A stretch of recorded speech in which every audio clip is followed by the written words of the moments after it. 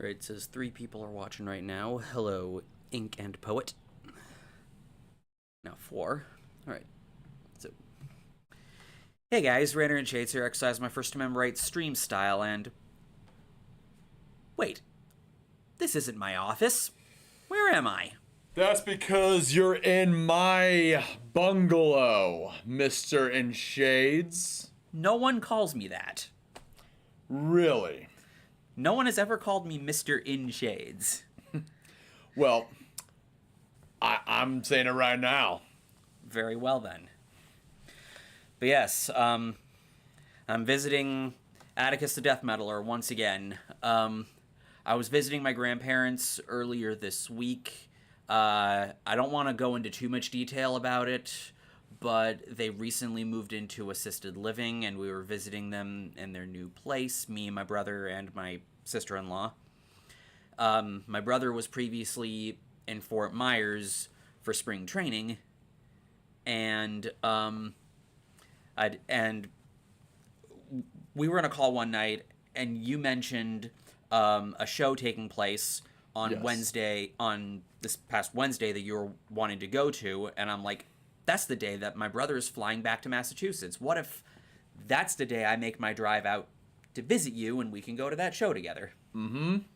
And thus, this fucking happened. Yep. So we essentially got to see the following bands, which was Summoning the Lich, which is a death metal band from St. Louis, Missouri. So if you are into the Black Dahlia Murder, it's right up your alley. And the second up and coming band was a band that I really want to check out and see live, which was Skeletal Remains. So essentially, they're like a mix between Morbid Angel and Suffocation. So they were really awesome. And the other 2 bands that me and Shades were really excited to see was Allegion. Yep, they were the main band I was really interested in seeing, because as far as death metal goes, especially melodic death metal, they're definitely a band that has been a favorite of mine for a while. I actually got into them through Stout, actually, back when he did a video about when they started their Patreon. The Patreon, and then they caught even the bands. They saw the video and they loved doing my nipple rubbings of like being the pretentious metal elitist Right. in the video. And a funny story, you probably saw this on the Great American Demise episode on Allegion, but it was like that show, it was like the Winter Warriors tour that Battlecross was doing to support veterans, and Allegion was on the roster. And Stout dared me to do the worm in the mosh pit, which he definitely got it on that episode. Mm-hmm. But what the Lord doesn't tell you is that I did it the following year on my 26th birthday when Allegiant was playing alongside Neil Blivascaris. And there were many times I wanted to see Allegiant live this decade, but I never had the time nor the money. There was like one time I was so close to seeing them, but then I went to a AEW match with my dad when, well, I'll talk about it later. But yeah, essentially, I never had the chance to see Allegiant a third time, but this time I did, and I did the worm not once, not twice, but 3 times in the pit. Yep, and I got a good recording of one of them, a not good recording of another one because some guy got in the way of the shot. Yeah. But anyway, the headlining band at this show was Warbringer, a modern thrash metal band from the 2000s that I got into back around the time of Waking Into Nightmares. A buddy of mine at the camp that I mentioned in the Maroon 5 video, French Woods Festival, my friend Jason over there, my second summer going there, he was raving about a show that he had seen. It was Warbringer, Evil, and Vader. Oh, Vader! I saw them back in February 2020, just a month before everything shut down. But they're an awesome death metal band from Poland. Yeah, they're pretty good. And Evil is also a very good modern thrash band. But yeah, this show was really fun. It was just the right amount of, hecticness going on. Mm-hmm. Like, weirdly enough, you'd expect the pit to be a lot crazier, but the people in this pit were a lot friendlier than last month when I saw Comeback Kid. Hardcore pits. Yeah, hardcore pits are... Those are something else. They do not fucking hold back. I mean, they're the same vibe as if I was at a deathcore show. Or like a brutal death slam show. Uh-huh. Because, I mentioned this to you, Shades. It was 2 years ago, 2023, when I was seeing Ingested, Devourment, Extermination, Dismemberment, and this one opening deathcore band from Florida. I guess they were given an opportunity to open up, but essentially, everyone went hard for the opener, and one guy was, so hyped up, and unfortunately, he broke his leg in the fucking pit. And my friend Anthony, who is security, he's also the guitarist for Trash Panda. Shout out to Trash Panda, by the way. I got to give him a shout out. Yeah, he rushed in, and this dude, he had to be sent to the hospital. That he was done. I'm like, how the fuck do you get hyped up for a show like that and then you break your fucking leg? It reminds me of a story that I heard last year. When I was staying at my brother's that one night, I remember watching a video from ARTV talking about the singer in Trophy Eyes stage diving into the audience and really fracturing this person's spine. Ooh, oh god, that's gotta. And this was a week or two after I had seen Trophy Eyes. Right. So I know you don't see my shirt, but also got to give them a promotion. It's a band called This Gift Is a Curse. Sludge black hardcore band from Sweden. Right over here. And their latest album is called Air. It's right down here. I know the mic is in the way. But you should definitely check them out. They're pretty dope. Yeah. And meanwhile, I'm wearing this Set Your Goals shirt that I ordered online just because I felt like it. Yeah. I've seen Set Your Goals once back in December of 2016, and that was also really hectic, as punk shows tend to get. But other than that, it was pretty dope. Greg Burgess, the lead guitarist, recognized me after all this time, so it was really great. Also, not to mention Ezra Haynes, the original vocalist of Allegiant, is back with the band. Such an awesome dude. Oh man, he looks great. Yeah, that was another thing I remember was, him coming back in the band, and now you got to see them with their original vocalist. Yes. It was so Like special for me. Like I liked the work that Allegiant was doing with Riley, but Yeah, Riley. It's funny that I woke up to have him respond to me when he posted a story. It was like a car with some anime titties, and I was like, "That's too much." And he goes, "I know, right?" God damn it. oh yeah, and we also got selfies with Greg Burgess and John Kevill, the vocalist in Warbringer.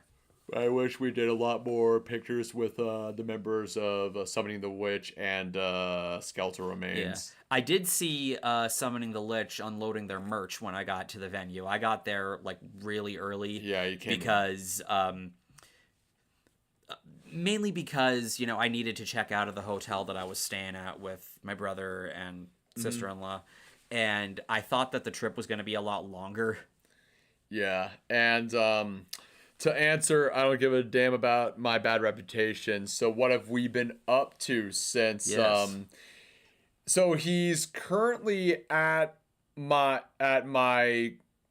place, which is my parents' place. But yeah, I'm back living with my parents, as you saw on my last video before I did my hiatus. As you all know, like, yes, I'm currently in a long needed and well deserved hiatus.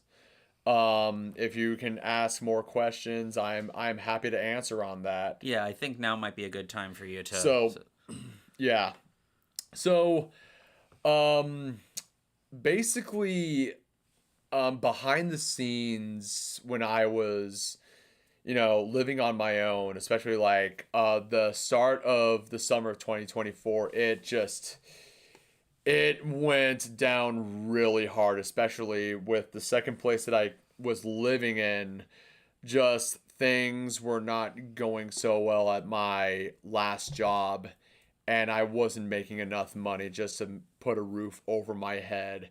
And I, brought my 2 week notice because, like, I mean, I'm not going to go in any further details, but they had me at another position where I had to get up at 3 a.m. to clock in at 4 a.m. and it was slowly killing me. I was miserable. And so like around September, I was searching for other jobs cuz I was just letting my landlords know that like I don't think I can like still live here, but then they were like, "Oh, we'll help you find new jobs." And That's generous. yeah, that was very generous cuz like most landlords, they're like figure it out yourself, but like yeah, my landlords were really helpful into finding jobs for me, and I was like applying to all these jobs while like doing my three side hustles of dog walking, DoorDash, and then being a seasonal worker on Target. And then I got my current job, which is the Lodge, an exclusive club back where I used to live in. And a lot of people that I know work there. And then I went back to my parents and I was like, "Oh, I got the job." And then my mom was all like, "Do you want to visit your brother in Chicago for your niece's birthday?" And then she brought the news that my dad was not going to live much long. So TLDR, my dad passed away in December 27th. It was literally like the day I filmed Best and Worst Songs of 2024. I remember, coming into the Discord call that was happening that night, and then there was a moment where he stepped out and he came back and told us the news. Yeah, I'm getting emotional right now, man. Yeah. Yeah, it was pretty tough. Yeah, I didn't mean to. Yeah, I understand. But yeah, it was tough. But as of right now, like I've been handling it very well. But now that I'm talking about it, the hurt does come back. Yeah. Shit. So yeah. Oh god. Whoo! It's oh man. It's like opening like a fucking wound. Yeah, like Shit. like this past year has just been really brutal for him. So obviously, videos weren't really on the docket for him, and understandably so. So, essentially, yeah, I just had to like step down, doing good with like my current job, just trying to get myself back up financially because man, I was like so close to like, let's do OnlyFans. No offense to like all the girls that do OnlyFans and stuff. but I was just like, oh man, I guess I'm gonna have to sell armpits for Filipino women. Armpit pics. Ah, jeez. But so about that, my bad reputation, I'm not going. I wouldn't disclose that. It's just between him and Damien. Yeah, we're not gonna talk. We're not gonna talk about it. Yeah, it with all due respect. So, I hope you can understand. I'm not gonna say much. He's not gonna say much. But yeah. Yeah, there really isn't any beef per se, but it's more so us just not talking anymore. So Yeah. Just a bunch of differences going on. yeah, So it's just much love to Shades and Damo. They're just doing their own things. But I'm not going to speak on behalf of both of them. It's just their own things they got going on right now. yeah. Most I'll say is it's just stuff that I really wanted to distance myself from. That's like that's the most I'm willing to say. But yeah, that's all I definitely need to say. In behalf of like your question. Other than that, I've just really been focusing on myself. Things have been going very well for me. Just working on getting all my stuff to get a doctor's appointment, as well as like get counseling for myself, not just because of grief, counseling for my dad. It's mostly just due to working on myself mentally, because I mean, with all that shit that was going on, as well as saving up for what you're wanting to do later. It was very hectic for me. It's just a matter of just learning to love myself more. Yeah, and from what I can tell, you definitely seem like you're in better spirits, and we're ready for you whenever you are. And absolutely. I did mention Shades on what is going to happen. I'm not going to say more. Yeah. Yeah, we'll keep it on the hush hush. Keep it in the hush hush, but he knows. He's like, yeah, you got some good ideas. Yeah. Yeah, and things are otherwise going pretty nicely for me. Like I mentioned in the year-end videos, how kind of batshit yet kind of awesome the year was, and I'm not gonna say too much either, but some really exciting things are about to take place, both in terms of a particular project that I've been alluding to on the community tab, and another thing that I will also make a video about when I'm in the clear too, but rest assured you are definitely going to be surprised when you hear about it. Yep, absolutely. And as so far as like, shit was wild last year, I definitely had some fun times, especially when this motherfucker visited me when I was living on my own, and then he not really on your own, with two other people. Yeah, well, yeah, two other people. Two roommates, and then like one of my roommates' boyfriends. Well, boyfriend. And then we did that absolutely ridiculous list of metal vocalists. Right. And on that note, I apologize that we're not really doing too much, that we're not doing anything like really extravagant like we did with that. But this trip right here was a lot more organized, and Yes. definitely a lot better than last year. There wasn't any issues with setting everything up with the grandparents. There were just a few things that kind of threw us off, mostly regarding some short-term memory issues. Yeah. That was really it. There wasn't any, no one was in a kind of a pissy mood or anything like that. And there were no issues with transportation, thankfully. There was technically one before I left when my car's battery randomly decided to die. And so, so here's a really annoying story. Oh god. So it's Saturday night. I'm wanting to get my grocery shopping done in advance, like to have all that ready for when I get back. And so I'm wanting to, drive over because I live like 3 minutes away from Shaw's, and then there's a CVS like right across the street. But the car's battery died. I call AAA. They tell me, oh, we're going to be here like in about an hour and 10 minutes. And so I decide, okay, I guess that's enough time for me to walk over because it's a walking distance. And while I'm walking, it starts to downpour.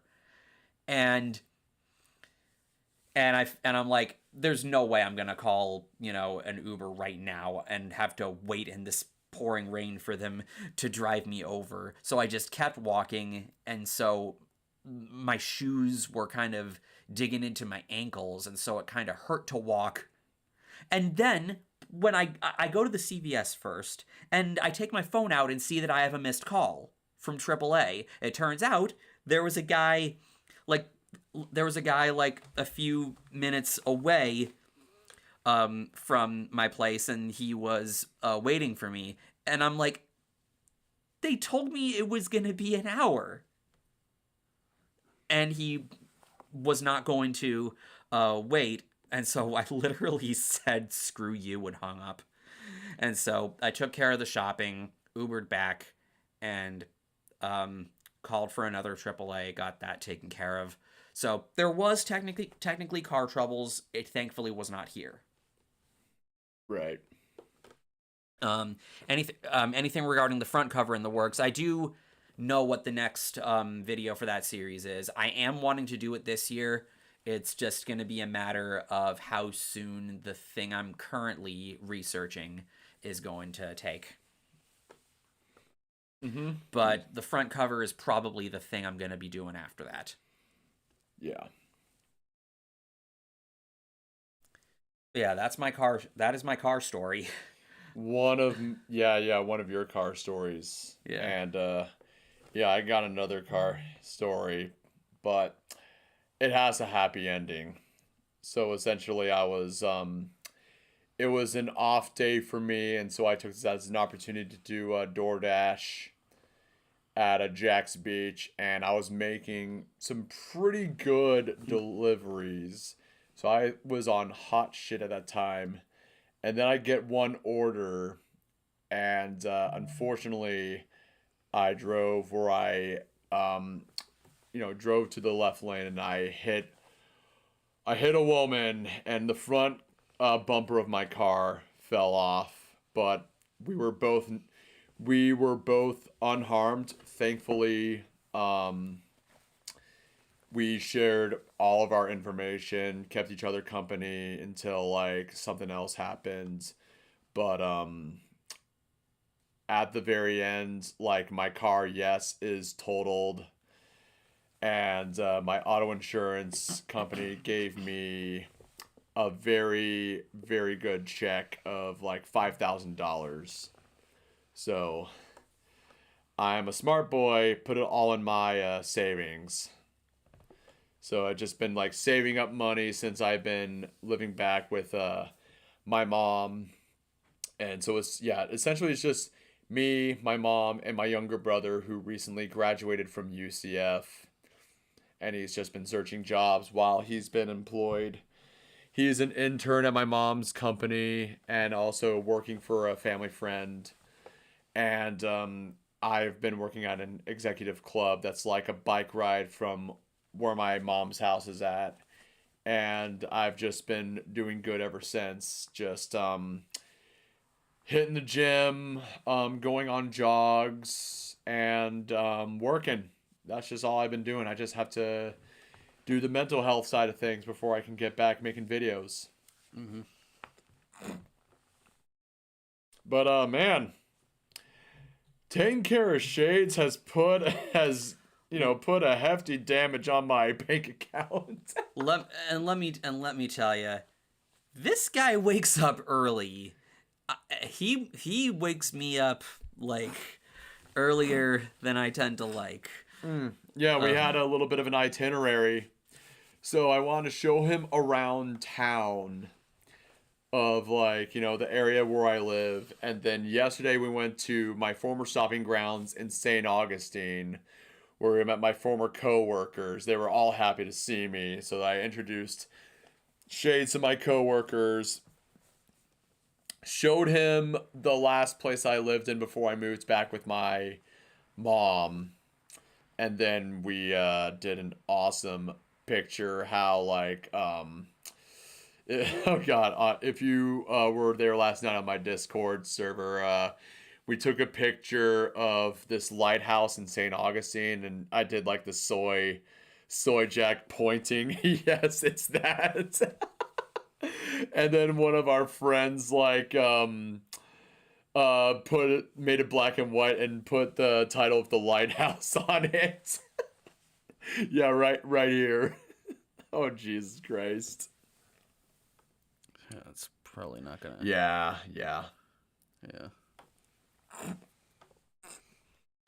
Yeah, man, cars, oh god. But it was sort of a blessing in disguise, Ink and Poet, because my car had so many fucking problems with it.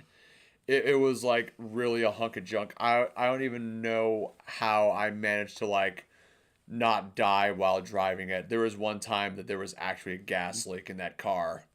So if I was lighting a match, I would have blown up. Oh jeez, it was fucking wild. And that's kind of why like when I was like living through hard times, my mom had to help me out with car troubles.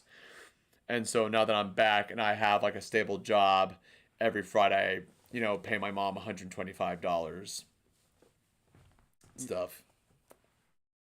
So yeah, I've been in the shit. Yep. But again, as Shade says, I'm in great strides. I'm doing a lot better.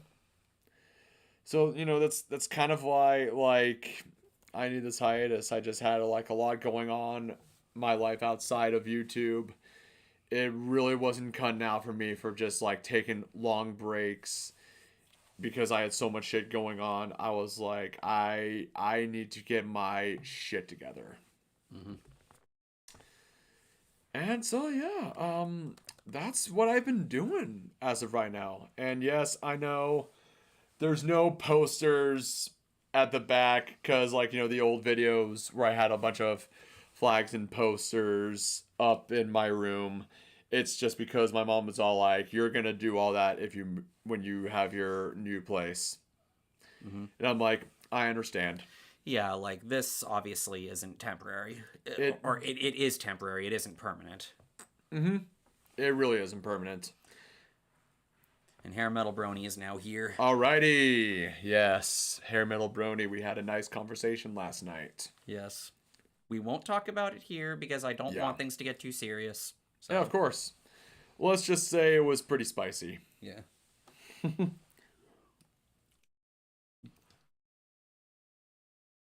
All right. Let me just get my fucking. Yeah, I have like a fucking paper bag where I just put all my cans and bottles at. Ah. And I'm just getting another sparkling water. The only difference is that I don't have a Bugatti. Oh, jeez.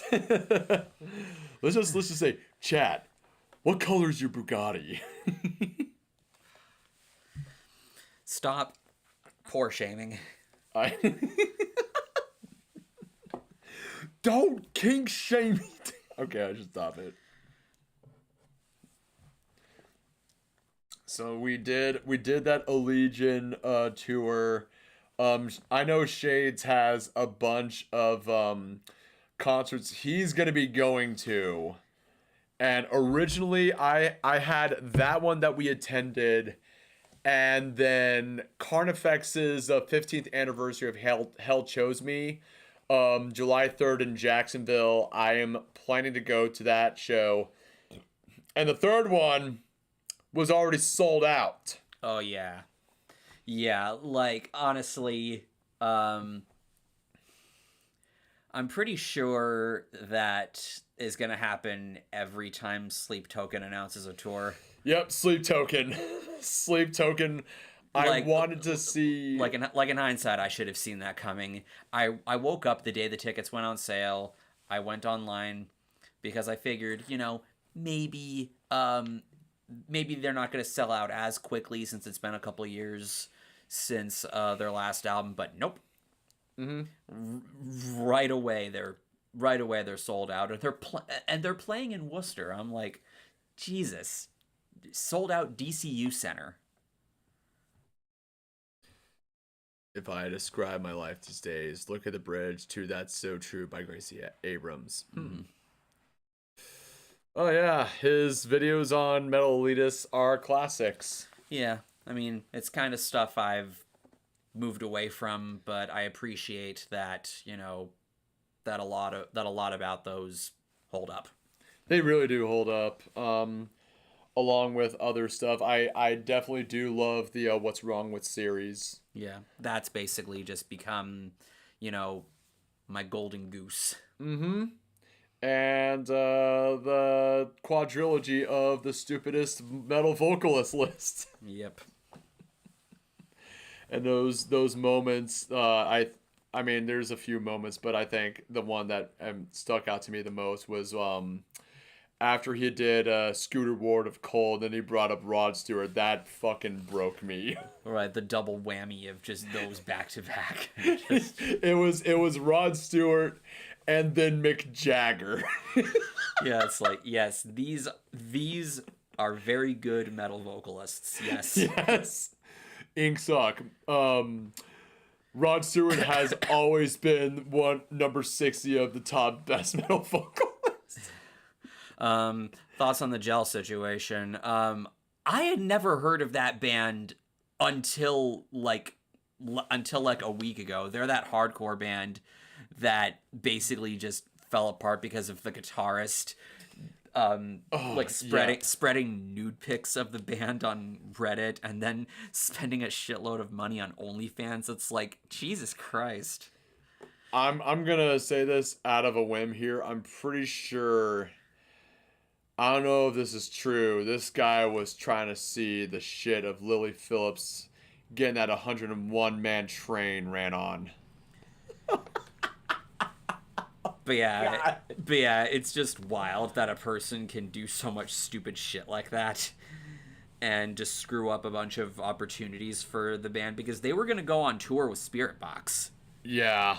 And they released Tsunami Sea, and that was a pretty banger album. Yeah, and on their tour they have Loathe and Dying Wish, so it's a pretty stacked lineup. Right. Definitely. But yeah, like probably next week when I'm like working on, or like at the gym, I'm definitely gonna like stream the new Arch Enemy album, the Blood Dynasty album. So I've heard a few singles, they're pretty dope. Yeah. They aren't really a band that I've been keeping up with, cause like in here. Wait until you do that shit. Yeah, these are the only albums I have. Yeah, Anthems of Rebellion. Doomsday Machine was how I got into the band. Wages of Sin was like the first album involving Angela Gasso, and Rise of the Tyrants. Mm-hmm. Oh, yes. So, thoughts, opinion on Ronnie Radke and Falling in Reverse. I do not like him at all. I think He desperately needs to shut up and stop being such a whiny asshole and angry guy so much. Um, like, he's done so much to get his ass in hot water, whether it be threatening people for giving his music bad reviews, and what was it that he said on stream about Spirit Box? Oh, it was about like Courtney LaPlante, like, and being involved with a person that was not the guitarist, which is actually her husband. But yeah, he was essentially saying like, "Oh, I know your dirty little secret." That's my Ronnie Radke impression. It's like what the fuck? It's like I know that he's hated for like the mic stand incident and then being supposedly involved in a murder when he was sent to prison over a weapons charge. That's all it was. So like almost everything that everyone thinks that he has done has been like disproven. The only crime that Ronnie Radke is accused of is just being a fucking asshole. That's all it is. Yeah, and especially just threatening people like that. He's threatened ARTV. He threatened to sue Fantano. Yeah, that's all he's. That's the only crime he is ever accused of, and it's like, man, please just calm the fuck down. But at the same time, I think he thrives off of criticism. The only good thing I can think of in regard to Ronnie was him. Yes! When he roasted UTF when he was reacting to the Punk Rock NBA video on him. Aside from that, the guy needs to have a hard limit on word/opinions per year. And I also remember at the start of 2024, I thought this was fucking hilarious that Ronnie Radke was beefing Sanguisugabog. That was so over like the Machine Gun Kelly's signature guitar from Schecter. And I think like Sanguisugabog, like we're making a joke on like his signature guitar, and then Ronnie Radke for some odd reason took offense to it and just became like this huge beef between Devin, the vocalist of Sanguisugabog, and him, and it was the memes were fucking glorious. Yes, Disco Duck. Yeah, basically what happened was Ronnie Radke was live stream reacting to the video that our good friend, the Punk Rock NBA, did on him back in 2019. And in that video, like, this was back when Finn liked playing clips from old videos ranting about the band he's talking about, and he played a clip from a video that UTF did on Ronnie Radke, and when Ronnie got to that part in the video, he just roasted the shit out of him. It was great. Yeah, it was hilarious. Right. And I made a reference to that in Mary Dansmas too. Absolutely. All I gotta say, other songs off of the latest album, Popular Monster, were shit, but I will say All My Life was a decent song off of that album. Yeah. Ronnie says he has dirt on the whole scene. Made me think of when Jeffree Star said he had dirt on the entire YouTube community, quote, so they know to keep their mouth shut. Oh, God. Oh, boy. Yeah, Jeffree Star is another person that I just kind of don't want to hear about. I have not seen or heard of Jeffree Star since 2020. Yeah, back when he did that interview with Chris Hansen about Davi Vanity. Yeah, and it was like the shit with Dane Shawson. I know I'm calling him Dane Shawson, Shane Dawson. Yeah. I know it's a Smosh reference. You can actually look it up. There's this channel that clipped that part of the video when he roasts UTF. You can just search up Ronnie Radke Undertaker Freak 1127 and you'll find that. Yeah, you can find it. You can definitely find it. Other than that, I think I mentioned it earlier in this live stream, but I just definitely think that Ronnie Radke just thrives off of negative energy. Yeah, that's the thing. Like, he knows he's being controversial. He knows he's going to get negative reactions. Like, he's one of those kinds of people. He really is. But just like Onision, it doesn't last very long. So who knows how long it'll last. Yeah. But the recent shit, I not just of him like having beef with Courtney LaPlante, I do know that he also called out Anthony Kiedis. Oh. And you know, last year on the vocalist list, I will say, like, I mean, I do love Anthony Kiedis' vocal style, but I saw images of him and his girlfriend who's like fucking 19 years old. I'm like, bro, you're like as old as her dad. That is weird. Yeah, like, he's had a pretty very messed up life. Like even back in the 90s, he was really, really out of it. Yeah. Though Onision is a groomer, as far as I know, Ron doesn't have that kind of... Yeah, that's like the main saving grace there. He did have like one accusation that he I don't want to be one of those guys. I'm just going to say it like this. Southeast Americaned a woman. And and it was proven wrong. Like the court cases were shown that he didn't South Africaned a woman. Okay. Yeah.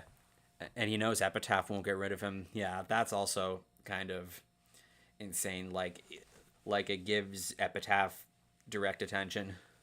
Yeah, it really does. I do know that another Bring Me the Horizon used to be signed with Epitaph. I do know, or if correct me if I'm wrong, that Parkway Drive is signed with Epitaph. I think Parkway Drive is. They might have moved. Yeah. I'll look it up. Because I have their, I mean, like... Parkway.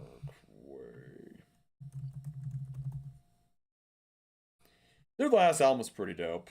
Yep, Epitaph Records. Their last album was on Epitaph. All right, yeah. They're still going strong. Hell yeah. Mm-hmm. They're a band I definitely want to check out live. I really want to see them. I think it was Gojira, Hatebreed, and Knocked Loose. I want to do that. Yeah, I saw Parkway Drive back in 2016. I remember I was like home alone that time. It was the same time that Ultra Bridge came out with The Last Hero, and they had We Came as Romans, Counterparts, and then for whatever reason at the last minute they added Lich King to open. Oh yeah, oh Lich King! I haven't heard about these guys in a while. And they were literally like added at the last minute. It was so weird seeing them there. I got a selfie with the singer, and then years later, when Black Metal Werewolf was doing one of his Metalhead box unboxings, he got an album from Lich King in there, and nice. he had never heard of them before, and so in the comments I told the story of when they were added to that Parkway Drive show, and they replied to my comments saying, "You were the only guy there that liked our set." Oh God. You know, that's dedication. I haven't listened to Lich King in a long time. I hope they're still around and relevant. Damn, that took me back to like the 2010s, man. Yeah, I remember it was like 2010 or 11 when I first heard of them.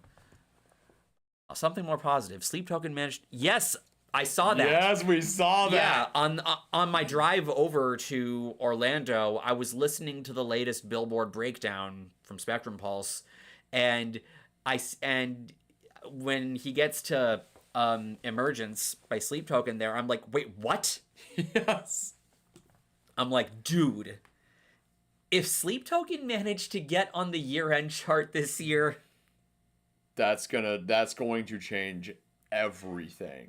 nobody is gonna be ready for that. Yeah, like Gojira did open up for the Olympics in Paris. Yeah, and that managed to get them a #1 single. And they also won the Grammys. Of course, like, who else are they gonna give it to? Like, I mean, speaking of the Grammys, I definitely was also rooting for Knocked Loose and Spirit Box. But I mean, Judas Priest was on the list, and I'm like, you guys are already legends and shit. And like, I'm like, why not just give it to like these up and coming acts like Spirit Box and Knocked Loose? But Gojira definitely deserved that Grammy. They really did.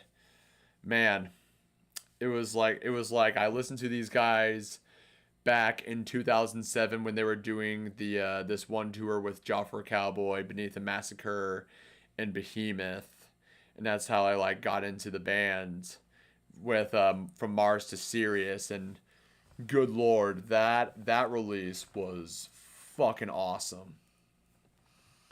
insert Simpsons clip about Grammys here. Yes, Of course. Yeah. obviously. Yeah, like I don't really put that much stock in like any award shows. It's for the most it really is like, oh, they won, cool.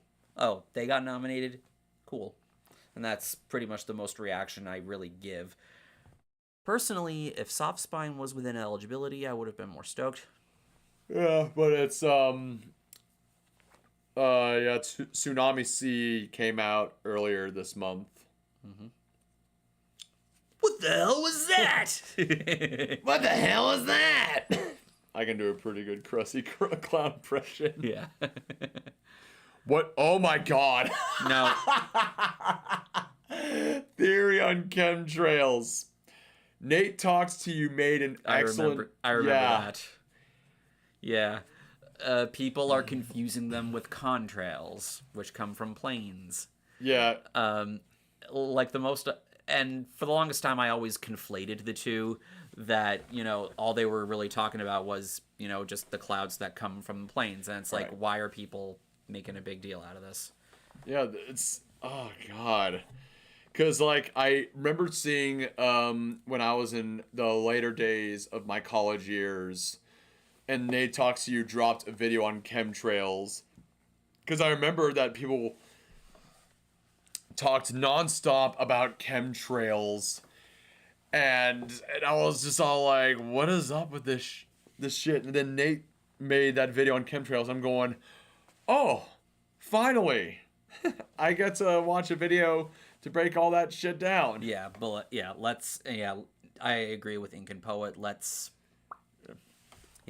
And Blaze Life, he was one of the guys that I saw Metallica with Space Metal this year. Nice.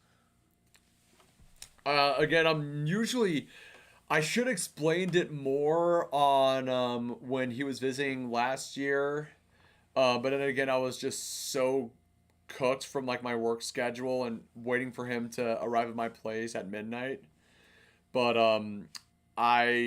I probably need to like explain it more, but like I'm just not that big on Metallica. I like Kill 'Em All, I like Ride the Lightning, Master of Puppets, and yes, the Black Album. But other than that, I'm just not that huge on the band. Yeah, like I like Metallica fine enough. They're just not really one of my favorites and whatnot. And if you're gonna say I'm into Slayer, nope. Exodus is my favorite thrash band. My thing with Metallica is I feel like everyone overhypes them. Yeah, but especially with, every like new release they come out with, like 72 Seasons. I just didn't care. Right. But give credit where credit is due. Metallica is pretty big. Of course, yeah. They're really big. Of course, they were a game changer band. So. And I said this before, I will say it again. Every time it's James Hetfield's birthday, I have to post a picture of a table. Mm-hmm, as you do.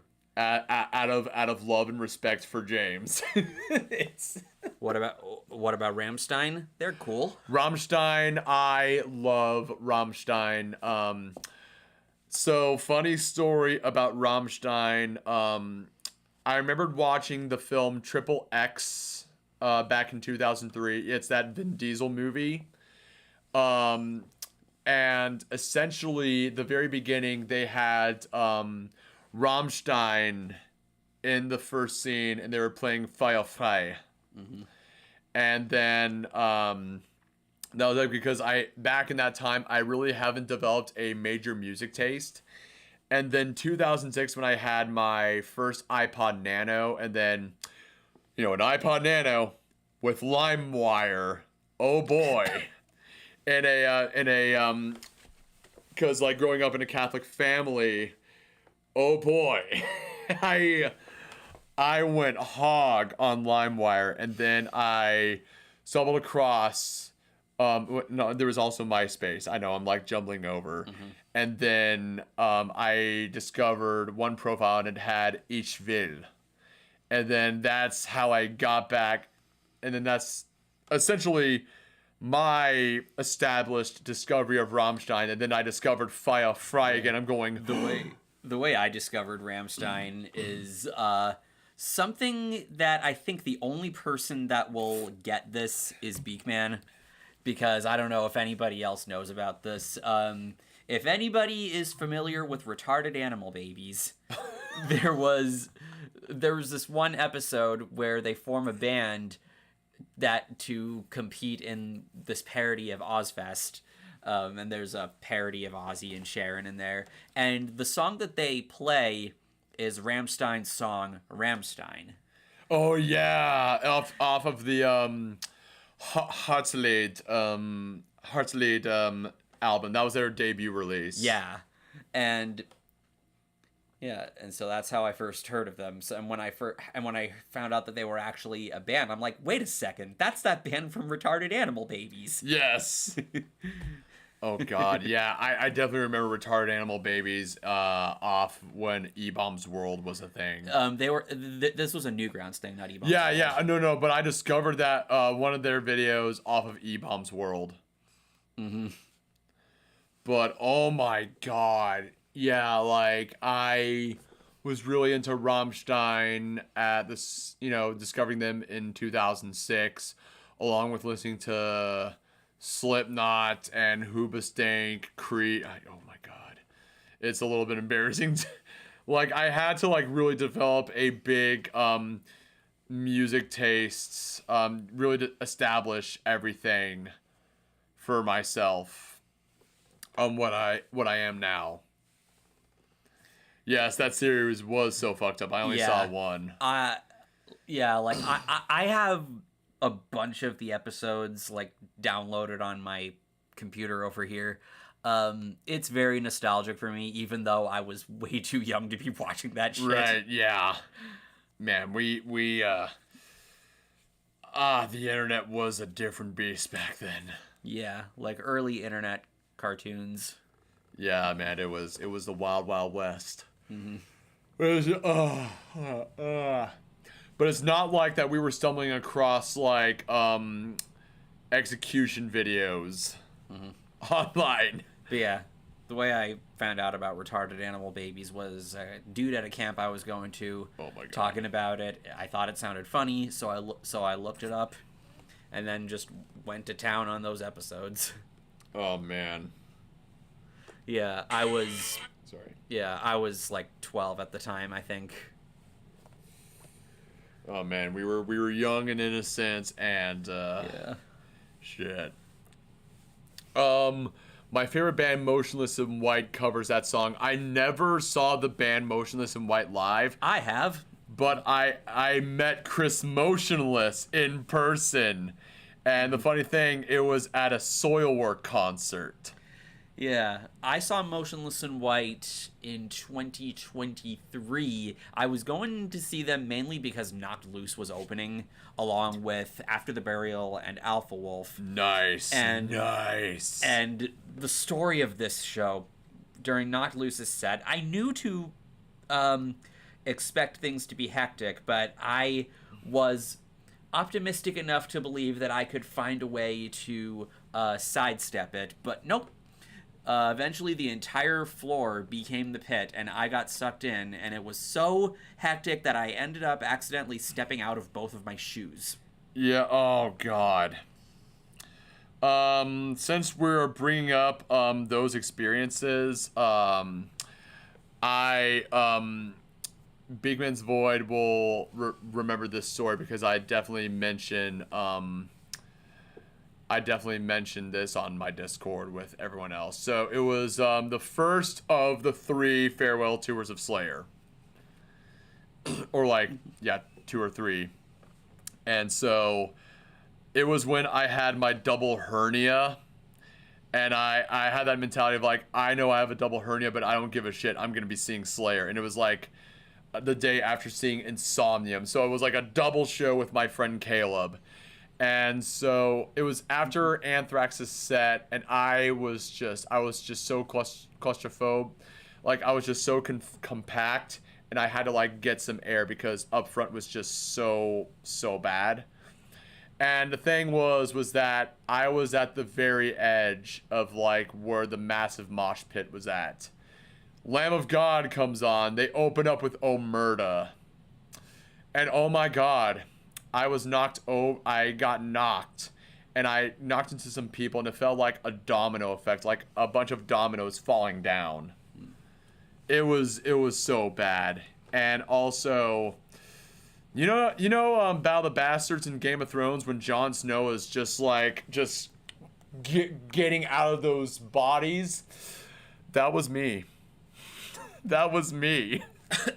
I see Incan Poet bringing up Carl.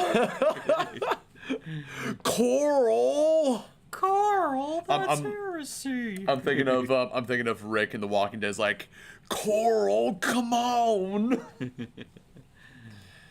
Speaking of like The Walking Dead, fucking Invincible. The finale of Invincible was so fucking awesome. But yeah, like I was like packed like sardines, and then I was like trying to like, could you help me out? Like crowd surf, and I just like gave up. And then one person was like, yo, help this guy out. I'm going, thank you. And essentially like that was my escape out there, and I had to like meet my friend Caleb after Slayer set. But Slayer did pretty good with Paul Bostoff and Gary Holt. And I'm also going to bring this up again. Shades knows this. I had this one boomer metalhead with a beer gut and just a red, like a farmer's tan, screaming at me and going, "Woo! Slayer! Slayer!" And it reminded me of that episode where they're doing that second revival of Snakes and Barrels and Metalocalypse. And it was like a straight edge show, and that one straight edge dude was like screaming at Toki Wartooth. It was a lot like that. And I wanted to beat his ass, but I'm like, no, you have a double hernia, you can't do shit. Yeah. Man, 2018 ATDM was a different beast. Yeah. The ad attacks are the reason I miss the old internet. I definitely agree. Yeah. There's a lot to miss about it.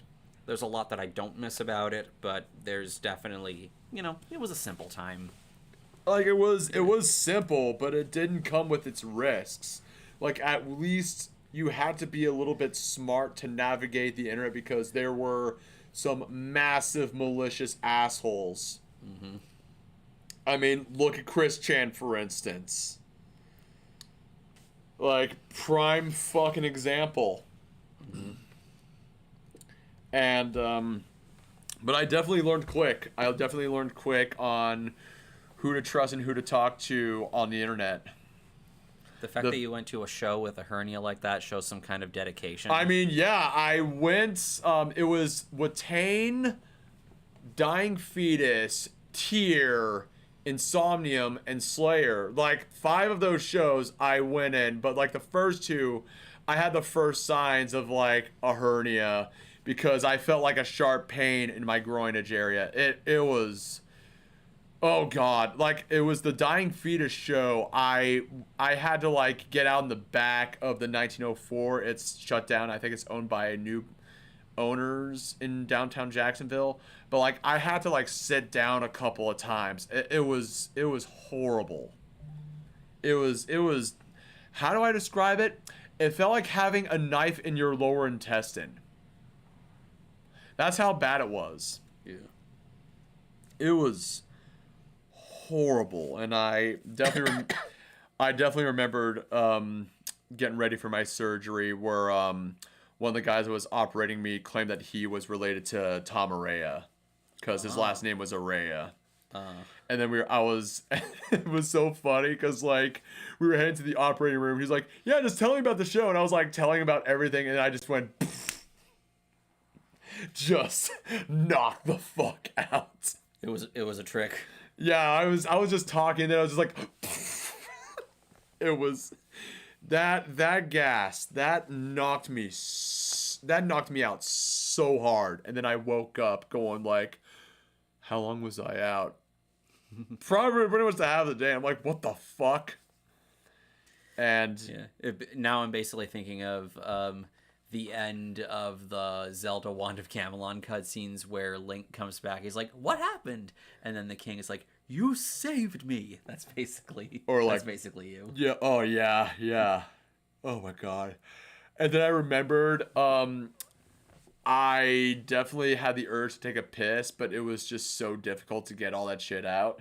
And then the nurse was just giving me instructions, and I felt like throwing up. And then she teared open this one pack, and then she said, "Sniff this." So it was a napkin filled with sniffing salt. And man, that, because I was like ready to fucking hurl. And so she gave me that napkin or pack of sniffing salt. It was, whoo. Sorry for wanting to potentially make something. Oh god. It's like this is sponsored by Vance Global. Oh wait. Speaking of that. Oh god. You're not gonna. This isn't gonna get me in trouble, is it? No, you're not. So I got this pack of Vance Global. Yeah. I hope not. Like, goddamn, because like I know that, and just so you know, I didn't use any of Repsion's codes because I do follow their subscriptions, and then they give me discount codes. Mm-hmm. Yeah, I'm looking over. He also has Manscaped, and I think is that Raycons right there? Yeah, that's Raycon. Those are my Raycons. Yeah. Yeah, the Manscaped was a birthday gift from my brother. Yeah, meanwhile, I just have my NordVPN over here. Yep. Oh, hell yeah. So if you were ever in for some odd reason, Algeria, that would be wild. I haven't listened to the new Ghost song. Ghost is not a band I listen to. I listen to Ghost time and time. Every so often. I do like them for who they are as spooky Scooby music. I had to do it. Railgun I have. Railgun? Yeah. Dude, railguns are wild. There is a band I have on here called Railgun. Oh, I thought it was, I was like thinking of like railguns like weapons. Yeah. Oh, okay, all right, yeah, railgun. Yeah, they're a thrash band from Canada. Nice. A band that I got into because J-Hoff Films was promoting the shit out of them. Right. And funny thing, I'm gonna bring back to Allegiant. When we were at the merch table, they were selling their new album like earlier because I know it comes out next week. And so I was like, I am gonna fucking get that album. Yeah, that was another really cool thing was that they had CDs and I think vinyls too of their upcoming album that's coming out next week. And I was telling him that a lot of bands time their releases around when physical copies will be ready. And, ready to, send out to all of the, stores and retail outlets. Apparently, Spectrum Pulse considers Ghost more satanic than Behemoth. It's so funny you mention. He doesn't strike me as somebody as versed in metal. Yeah. It's sort of like how it's sort of like how Fantano like always, is kind of sour towards a lot of the shit that I like. Right. And I've sort of learned to just, take it with a grain of salt. Before I use the head, because I gotta release some demons. I gotta say this: Behemoth's upcoming album, their title album cover, "The Shit of God." That is, I'm not gonna lie. That sounds like something that like some edgy kid in seventh grade would make as their album name or something. But yeah, I listened the first their single, their title single was kind of hella cringe, but the second single was very good. I was very impressed. So, don't judge an album by its cover, but then again, it's just like Behemoth is in their like atmospheric black metal phase and shit. But I definitely do miss the old Behemoth like Demigod, The Apostasy, um, Satanica, Thelema 6, and Here Beyond Zaskia Cultus, and Evangelion. I also love the anime Evangelion. Let's see. It's funny because both fall under Satanism. TM a complete joke and short. Ghost is Spirit Halloween Satan.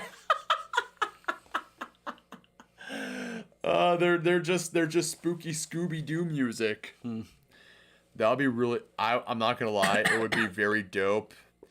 Not the Scoob movie that came out in 2020, but if they like did something else with Scooby Doo, they would add like a ghost song on a chase scene.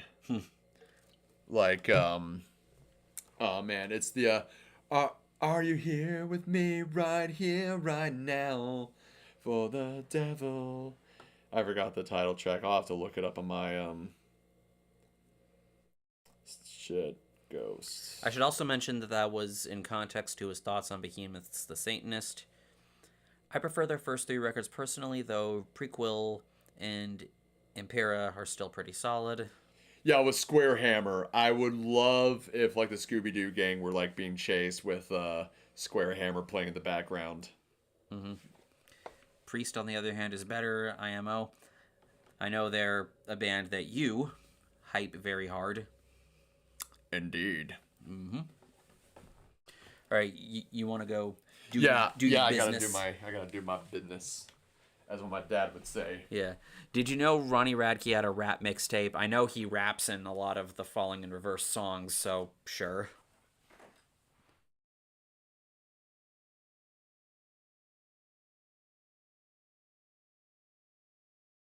Rad Tasting Music covered it. Oh. Rad Tasting Music is only somebody I very recently started watching.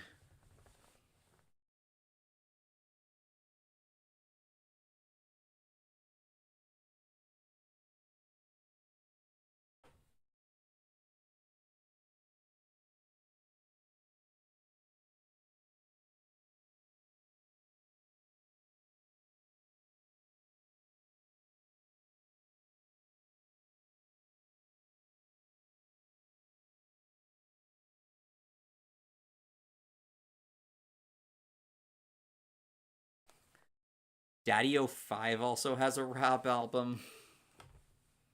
I don't even want to know. I don't even want to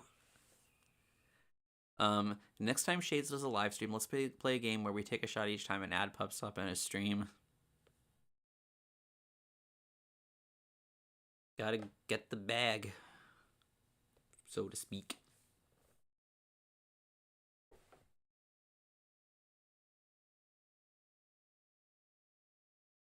Yeah. Yeah, Brad Taste isn't somebody I watch very often. His stuff can be interesting. A lot of it is stuff I'm not incredibly versed in. And I know he also was, recently going through rehab, and I hope he's doing better. You'll give yourself alcohol poisoning within the first 30 minutes if you did that. I'd probably be a tiny bit buzzed at the moment. Opinion on the band Saliva. I like them. They're the band that does the song that I always play in the beginning of the subscriber milestone videos, Ladies and Gentlemen, which is the most perfect concert opener ever created. But outside of that, I think they're pretty solid.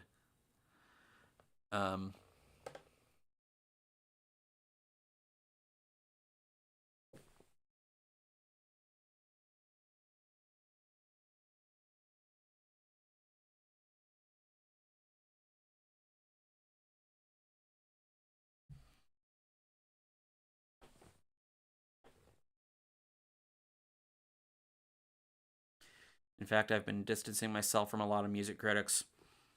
I can understand that.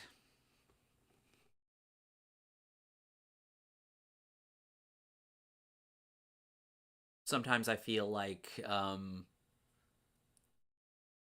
it's a good thing I'm not very intertwined there, so to speak. And Space is now here. Atticus is using the head right now.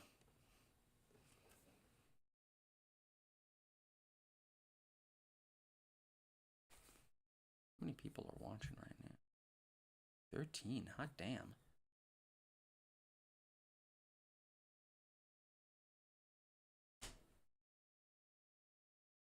Running back. Yeah, you're just in time. Space Metal joined the chat. Hell yeah. Yeah.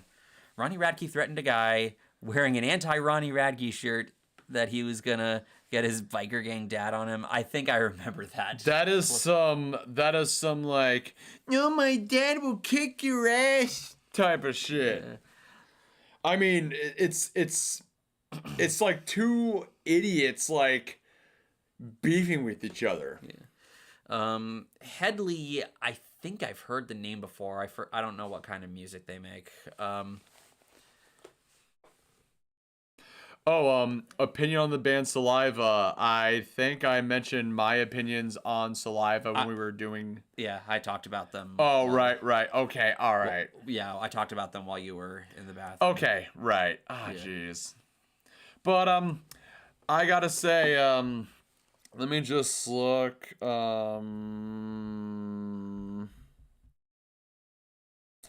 Every 6 Seconds is a absolute banger of an album that the band released. Mm-hmm. That's all I gotta say. Yeah, I mentioned how Ladies and Gentlemen is like the most perfect set opener ever created. Oh, of course. Absolutely. But I know a lot of people say Click Click Boom was their banger. I'm like, no, it's fucking Superstar. Yeah, Always is also a really sick song. Yeah, and Raise Up. And Superstar Part 2 is also a banger as well. Yeah. Yeah, their follow-up after Every 6 Seconds was a banger album. Yeah. Yeah, over in here. Yeah, back into your system. Back into your system. Yeah. Bloodstained Love Story, Every 6 Seconds, Self-Titled, and Survival of the Sickest. But yeah, rest in peace to that their guitarist that passed away. Yeah, Wayne Swimmy. Or Swinney. They were like I would say like they were like one of those bands that were like up in the middle. Yeah. Sort of say. Yeah, like they were known, but they didn't really sort of have a major breakout or anything like that. And of course, Josie Scott and fucking Nickelback doing Hero. Hero. Fucking awesome song. Mm-hmm. The only thing I watch on YouTube nowadays is VTubers, both indie and Hololive, as well as history videos on wars of all types. That's his thing. Yeah. What's really funny, Railgun, is that before we were doing the live stream, we were watching Disturbing History's new video on child soldiers. Headley mostly makes pop rock synth pop music. Also, their frontman, Jacob Hoggard, is currently in court for being a creep. Early music is very all-American Rejects. Later work is more like later Maroon 5. Yes, Okay. yes. Savix mentioned that on his latest list of evil musicians. I know you've been sharing those videos a lot on Yeah. Discord. I haven't watched any of them. Yeah, I was anticipating that video because finally, also shout out to Savix. Finally he had Faust best for last on his part 3 on top evil musicians. But yeah, like yeah, Jacob Hoggard was on the list. He was like number 2. The first one was the guitarist for Manowar, Carl. I forgot his last name. But I know it was Carl. This guy, Carl Kennedy, or is it this Carl Logan? Yeah, Carl Logan. It was Carl Logan.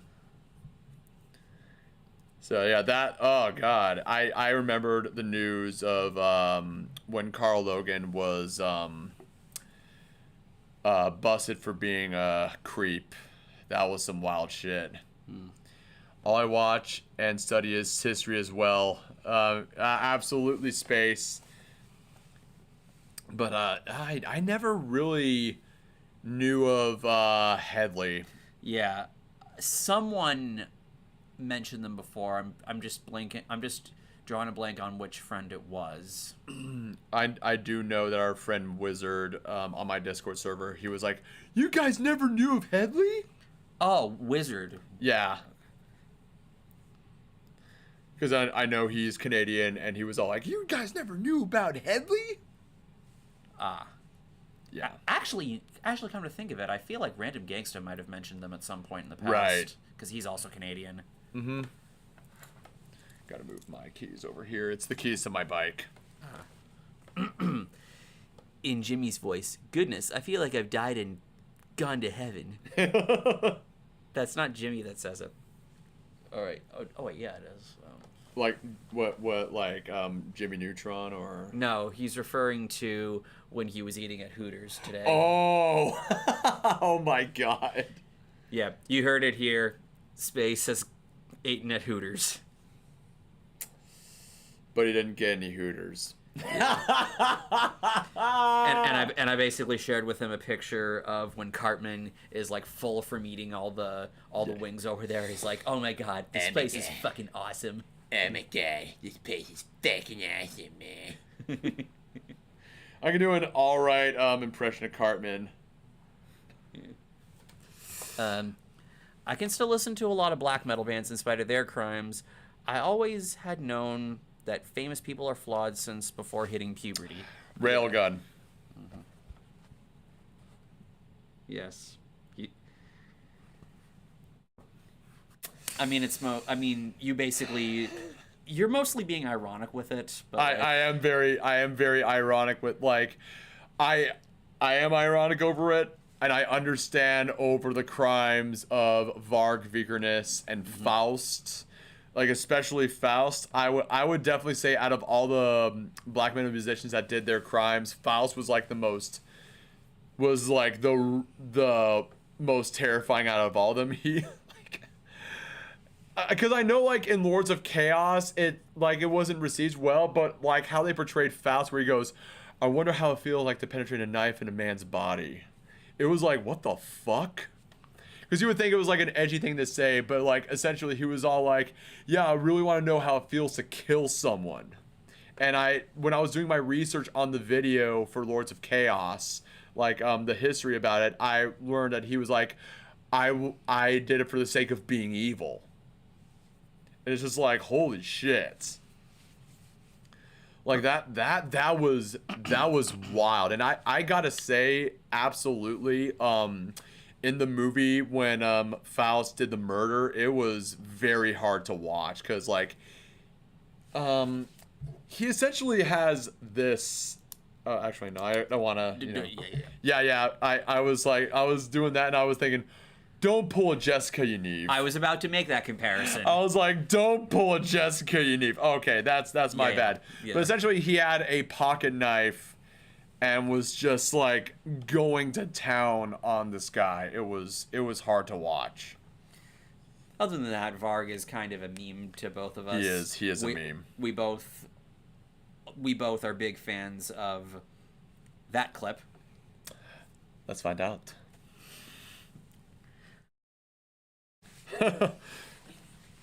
That's kind of funny because, I was doing that and then I was like, wait a minute.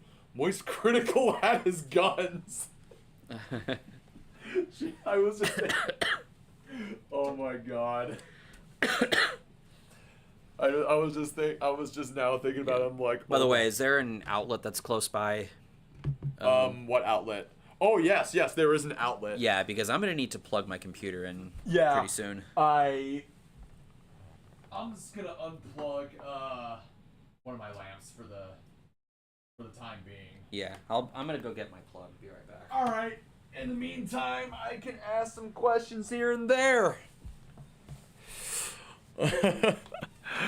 Lumps of Chaos was way too overdramatic at points and only really works as a movie so long as you watch it as simply a movie and not based on a true story.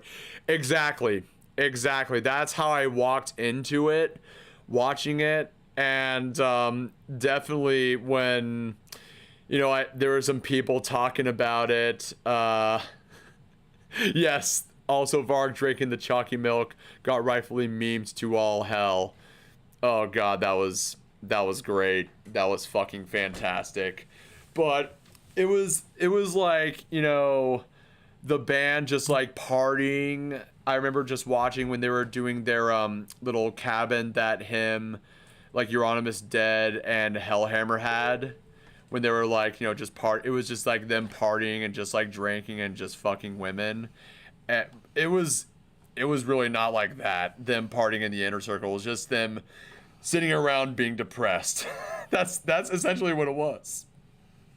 Mm-hmm. But I guess they had to like, from what I've heard, it was like a combination of like a coming of age movie and just trying to like try to dramatize the movie. Other than that, it did pique some interest to people checking out and doing their own research to the second wave of black metal. I think that's the only positive. Yeah, that's I've never watched Lords of Chaos before, but I can understand if that's like the function that it can serve for people as sort of like an introduction, I guess, to something that people could potentially become interested in. I will also say this before I answer Ink and Poet's question. Yeah, they did. The suicide of Dead was brutal. Mm-hmm. It was fucking brutal, but it was pretty accurate. I have seen Deathgasm, Ink and Poet. I have not. I know. On the note of Deathgasm, a video that I would definitely be interested in making sometime in the future. Definitely not this year, but it's gonna be like a top 10 or so of my favorite like metal and rock movies. Don't spoil it, man. Movies.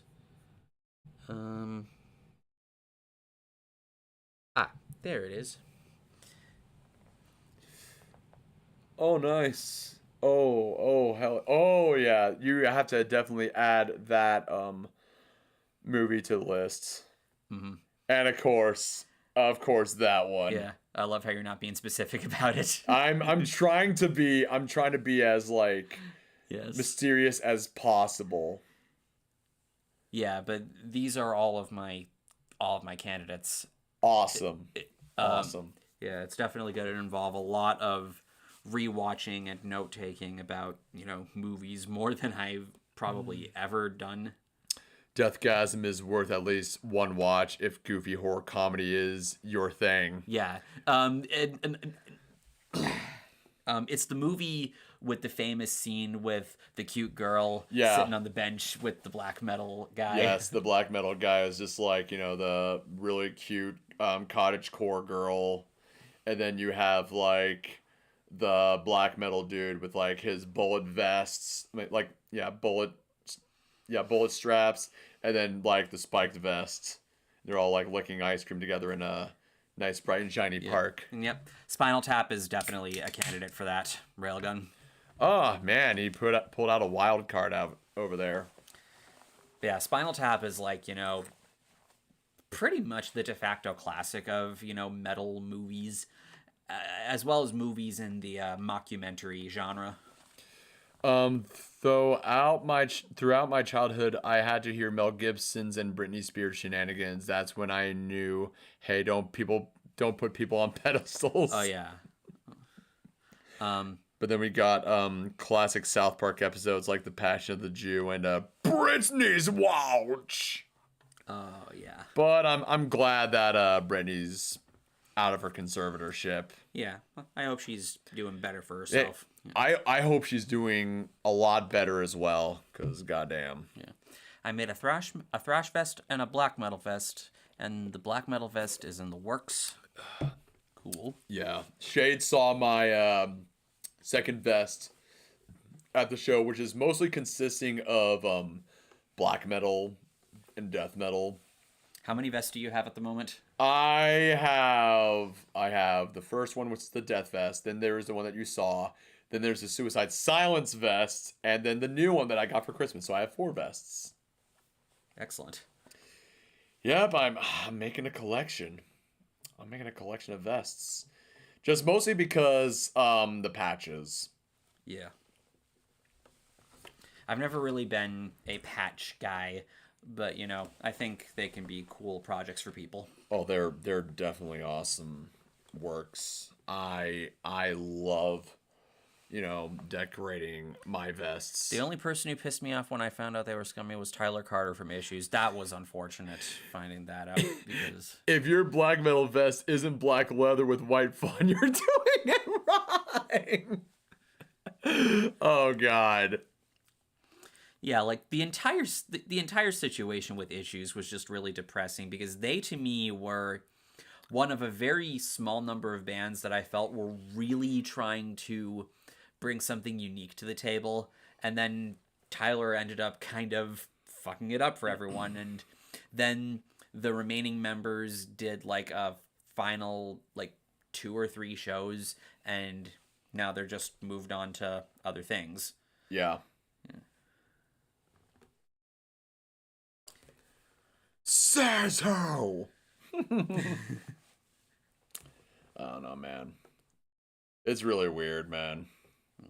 Yeah, this month has seen a lot of members leave bands. I know that one of the many members of Creeped left the bands, and then the one that really Brent Hines. Yeah, Brent Hines. But what really was the what the fuck for me was Anders Nystrom of Catatonia. I was like, what the absolute fuck? I was fucking blown away. But I guess it has to deal with their latest album. It wasn't my favorite. And it's a shame, because Dead End Kings was such an amazing album that they put out in 2020. And then this was their follow. I was like, it's a little bit mid. But I do know that Anders Nystrom is still with Bloodbath, so that's a plus. He's a pretty awesome guitarist. Potatoes says so. Ink and Poe. All right. Okay. Space is talking about wanting to learn how to sew. Oh, okay. Yeah. And Disco Duck Gandalf is offering to teach him. Right. Disco Duck Gandalf. Gandalf the sewing. Gandalf. Oh yeah, we were talking about. Dillinger actually reunited. They reunited with Greg Puciato. Because I know we were talking about the lineup for Welcome to Rockville in Daytona. 2023 present. Son of a gun. I don't know if it doesn't show Greg Puciato. Let me go down to here. I think it's probably going to touring or timeline. Yeah. I guess that's kind of Because I know that Greg Puciato is with Better Lovers. Yeah, that's like the main thing I guess he's focusing on now. Yeah, not gonna lie, their latest release was pretty awesome. It was. Yeah, Puciato with Will Putney is a deadly combination. Mm-hmm. And it's yeah, because like Will Putney is one of the guitarists, and he also produced the album. So I'm just like, that is a deadly combination. I know how to sew, but not greatly, or on leather with hand. For that, you need a machine. Mm-hmm. Understandable. I think Ben and Greg are still not on good terms with each other. Mm-hmm. But Ben is with suicidal tendencies. Oh, is he? I do believe so.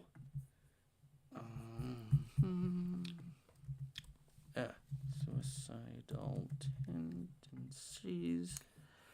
Yep. Yeah, Ben Weinman. And Yeah. Jay Weinberg is the drummer. Right. So that's where he ended up after being kicked out of Slipknot. Yeah. We were actually talking about Slipknot Yes. when we were getting pizza today. Yep. Just we had to go back to that pizza joint that I like for a second time. Like there was just nothing going on, and then we were just watching some stuff on my Apple TV account because I have some movies on there. Mm-hmm.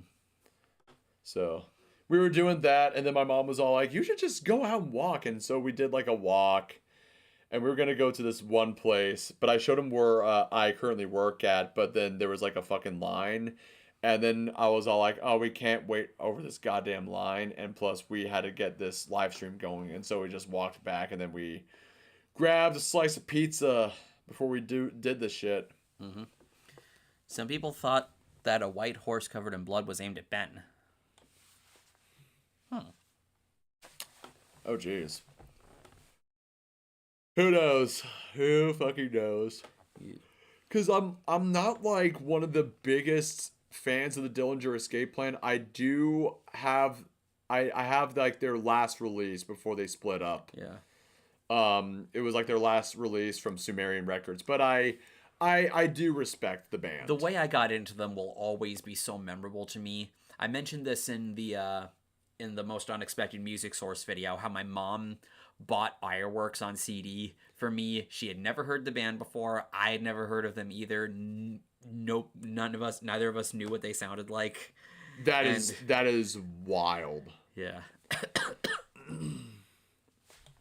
Big metalhead. Dope. Japanese restaurant. I do love Japanese food, not gonna lie. Especially when I get some flying fish egg rolls with some steak fried rice. Or like house fried rice. I keep hearing that Craig Jones retired from Slipknot, as I heard that he is still following the band on Instagram. Ah, okay. I have always seen Craig Jones as like the most underrated musician. It was just like, oh god, he's just like the dude with a huge Nine Inch Nails bondage mask with the keyboard and samples. That's what he was. Yeah, that's good. It's good to know that he's on good terms with them at least. Yeah, I hope so too. Cause like, goddamn. And he was like the only member that didn't do a whole lot of interviews. He was like the most introverted out of the entire band. He was like the quiet guy. Very quiet. He was in his own quiet place. Jeez, I can imagine what was going on in his head when they were recording Iowa. Right. Like nobody was in a good headspace there. Do you think Limp Bizkit are overhated? I personally think they're awesome and don't deserve the hate they get. I think they're corny, but I feel like I do think the hate kind of went a bit far for them, but I also think that with Fred Durst's antics, it's not like they didn't bring at least some of it on themselves. Yeah, because you're coming from a guy that has lived in the Jacksonville area for most of his life. It's just oh god, it's just when you say you're from Jacksonville, you're always gonna get the oh geez, so you're probably a fan of Limp Bizkit, and it's just like no. But nowadays, we're all like yeah, we fucking listen to Limp Bizkit. Yeah. Nowadays, I feel like people are kind of going through a critical reassessment phase, and they're sort of, coming around on them and realizing, you know what, this shit wasn't bad at all. Yeah, if there ever was a what's wrong with an episode for Limp Bizkit, I would have 2 words: Fred Durst. Yeah, I don't know if I want to, because I'm not the biggest fan of Limp Bizkit, and I haven't really been keeping up with them after chocolates. No, Results May Vary was after that. Yeah, chocolate starfish, yeah. hot dog flavor. Yeah. You guys have gone quiet. Can't hear you. Just make sure. Yeah. Oh, okay. All right. Thank you, Hair Metal Brony. Okay. I kind of like imagining Greg and Dimitri having this conversation. Greg, I'm Dillinger Escape Plan's best known vocalist. Dimitri, I was on their best known album. Greg, fuck you. All right. Overrated albums you guys enjoy. That's an interesting question.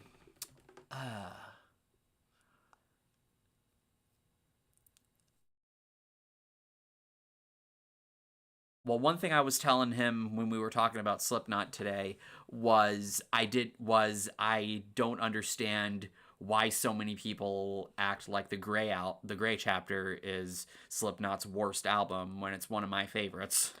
I think it's mostly due to all the e-girls and like TikTok girls just saying Slipknot is for the girly pop too, and they just add Custer.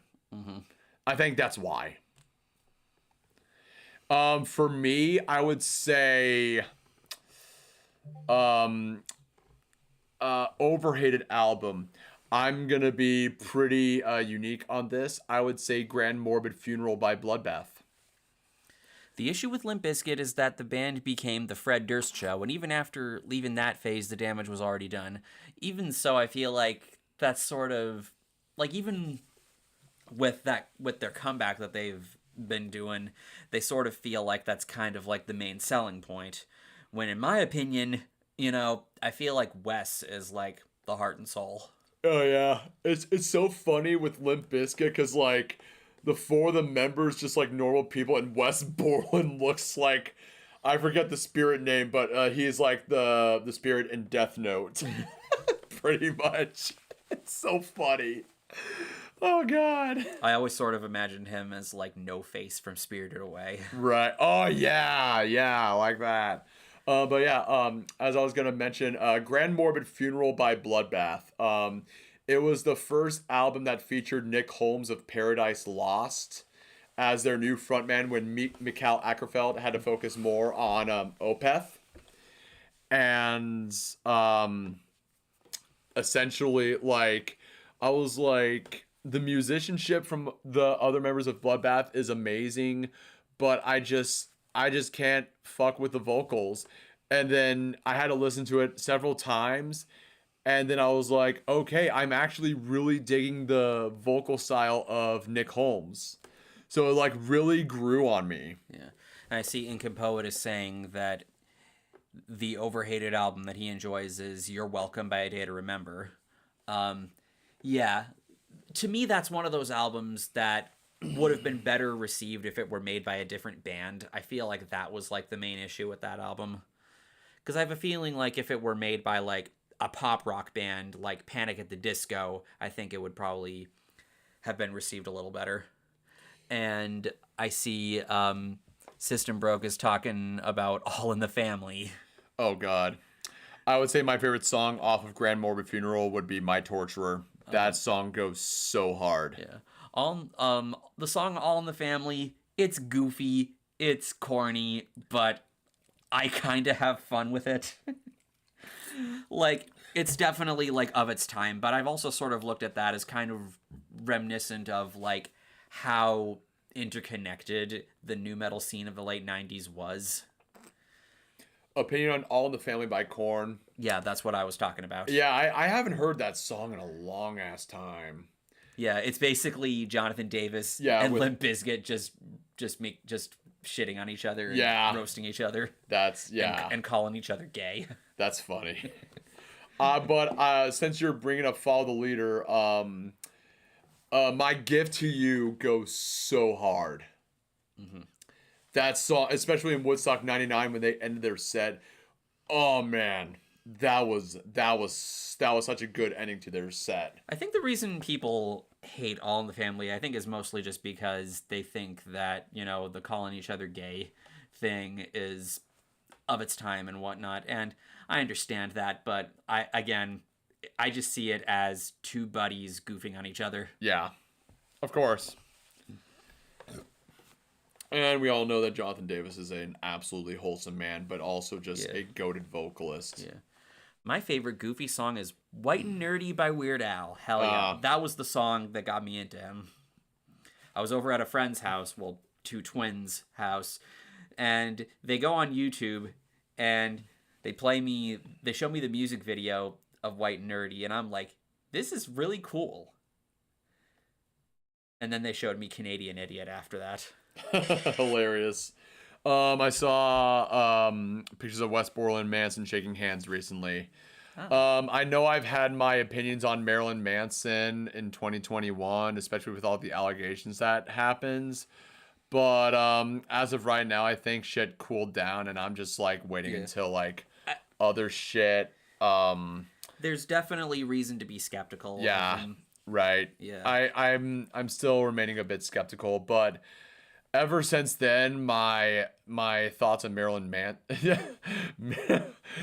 Manson have like sort of died down. But it's not like that. I still listen to Marilyn Manson. I just don't think it was like, oh my god, Marilyn Manson was so awesome and shit. I'm just like, speaking of which, look what disco does. yes, I know. I know. God damn it. Shades, can I be really honest with you, man? What? Do I look like Marilyn Manson? No, shut the fuck up and stop asking me that question.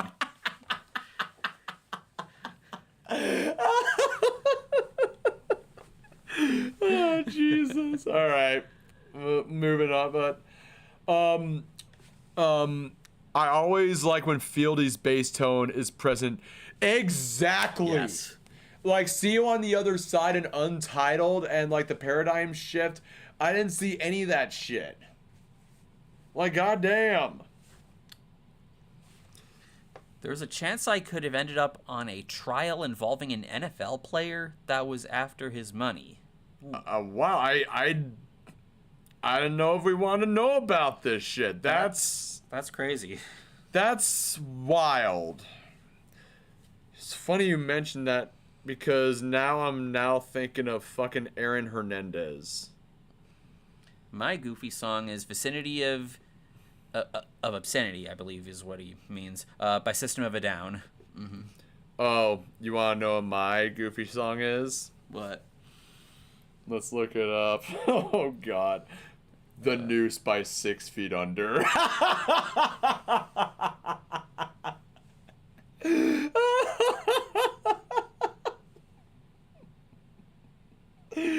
Oh, God.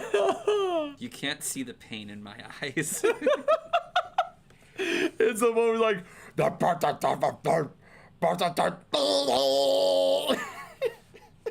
it was essentially that song. Oh my god. Both Nine Inch Nails and Manson were reasons I love industrial metal and rock so much. 6 Feet Under mentioned. There needs to be a follow-up of Addy Krista Death Barnes once I get back from my hiatus. Oh my god. We're still waiting on that mixtape. Yes, that fucking mixtape, and also, like me, for some odd reason, I need to grow dreads. Yeah. Oh yeah, another thing that was mentioned while you were in the bathroom is that apparently Daddy-O 5 has a rap album. I think I saw that on like stuff on The Right Opinion on Daddy-O. I haven't heard a lot about Daddy-O 5 ever since, and I'm just glad that he's fucking irrelevant. Yeah. And I do know about the shit with Ronnie Radke rapping, so Yeah. it's not anything that's new to me. So Yeah. And especially Popular Monster, he rapped a lot on that album. Yeah. So I just like give it like a 5 out of 10. I still think All My Life is the best song off of that album. Yeah, I mean, what's that song? Oh yeah, Watch the World Burn. Yeah, Watch the World Burn. Yeah. That was... Give credit where credit is due. That was pretty wild. Nobody can do death growls except me. Remember that? Nobody can do death growls. I don't know, man. Can you? That was a thing that Chris Barnes actually said. Oh yeah. Every death metal vocalist sucks except for me. Whenever Chris Brown tries to do vocals, he should do it as a comedy Instead- stand-up act. Whenever I hear him do vocals, I always am thinking, hurry up on the toilet and get that thing out of Yes. there. You are struggling. I actually watched several clips of Chris Barnes on the Garza podcast. So like Chris Garza, the guitarist for Suicide Silence, has like his own podcast. I watched one episode that involved the deathcore band from the Netherlands, Distant. Recommend you check them out. It's just Distant, the word.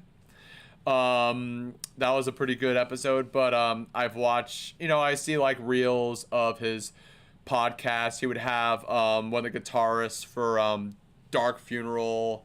He had Wednesday 13 on there. He had Goat Whore, and but he did had an episode on his podcast with Chris Barnes, and he looks like a death metal chong. Wait. You said Brown instead of Barnes. Imagine a collab between them. Wait, was it me who said it or you? You said it. Are you sure about that? I have ears, man. You said Brown. Chris Brown. Are you sure I'm not being gaslit right now? Like, I mean, if we want to go that route, I have you recorded. I'm just kidding. But no, you actually said it, man.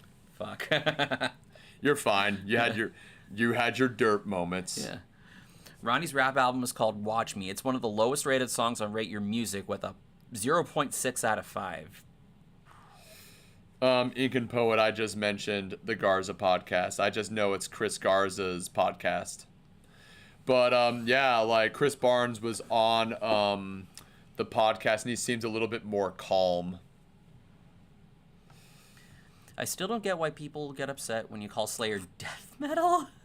They are a lot closer to Possessed than Metallica. Possessed and Death were like the first official death metal bands. The main reason people get upset when you call Slayer death metal is because they don't do death metal vocals. Yeah.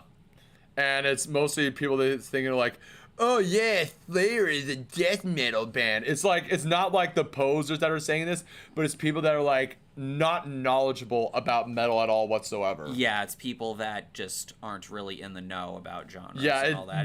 You can't really blame them too much. So, Right. yeah. Of course, it doesn't make it any less unforgivable that one moment in the hippie episode of South Park when they call Slayer Yes. death metal. Oh, okay. Yes. I thank you for correcting me because I do know that they had I thought it was only the Garza podcast because like I do remember like the members Dan Kenny, Ernie, Chris, Eddie, and Mark were talking about some stuff. So you got me there. My boss ordered a case of chicken feet to cook. Okay, so I will see myself out. All right, take care. All right, good job. Check you later, vegan metalhead. Yeah, chicken feet. I have never had chicken feet. Wait, I just realized the vegan metalhead chicken Yes. feet. Yes, but I know I've yeah, he comments on some of his videos. He's not one of those like vegans that are like you're like he's not like vegan stains or freely the vegan Nazi. So like The Simpsons apparently called Judas Priest death metal. oh God, that's funny. That's funny. That is also very far removed. It seems anything Ronnie puts out gets a low rating. Low rating from Rate Your Music. Oh. Yeah. I don't know, man. Popular Monster was like we can all hate Ronnie Radke and Falling in Reverse for all we know, but he does have a huge audience.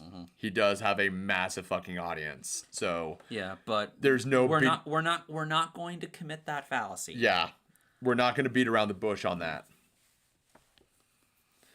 I mean, he's still an asshole. If any of you are familiar with the Halloween franchise, what's your opinion on Halloween 5? Oh God. Oh jeez. I've only seen. Oh God. I've like the other Halloween films. I only like watched once when I was like young. Hold up. Let me see which one. I'm trying to like The Revenge of My. Hold up. Hold up. I'm trying to find the cast. The Revenge of Michael Myers. Hold up.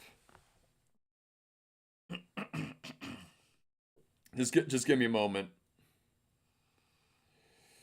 Is it the movie that has Busta Rhymes in it?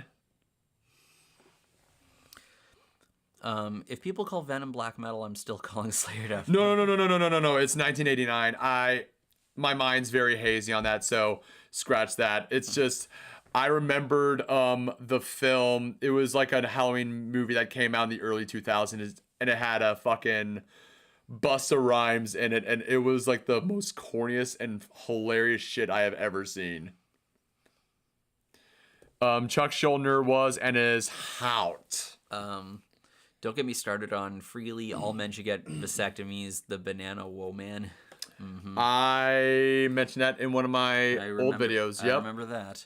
My musical journey began thanks to my parents introducing me to music by Bowie and Okay. Queen. Yes, Halloween Resurrection. Thank you for pointing that out for me, Railgun.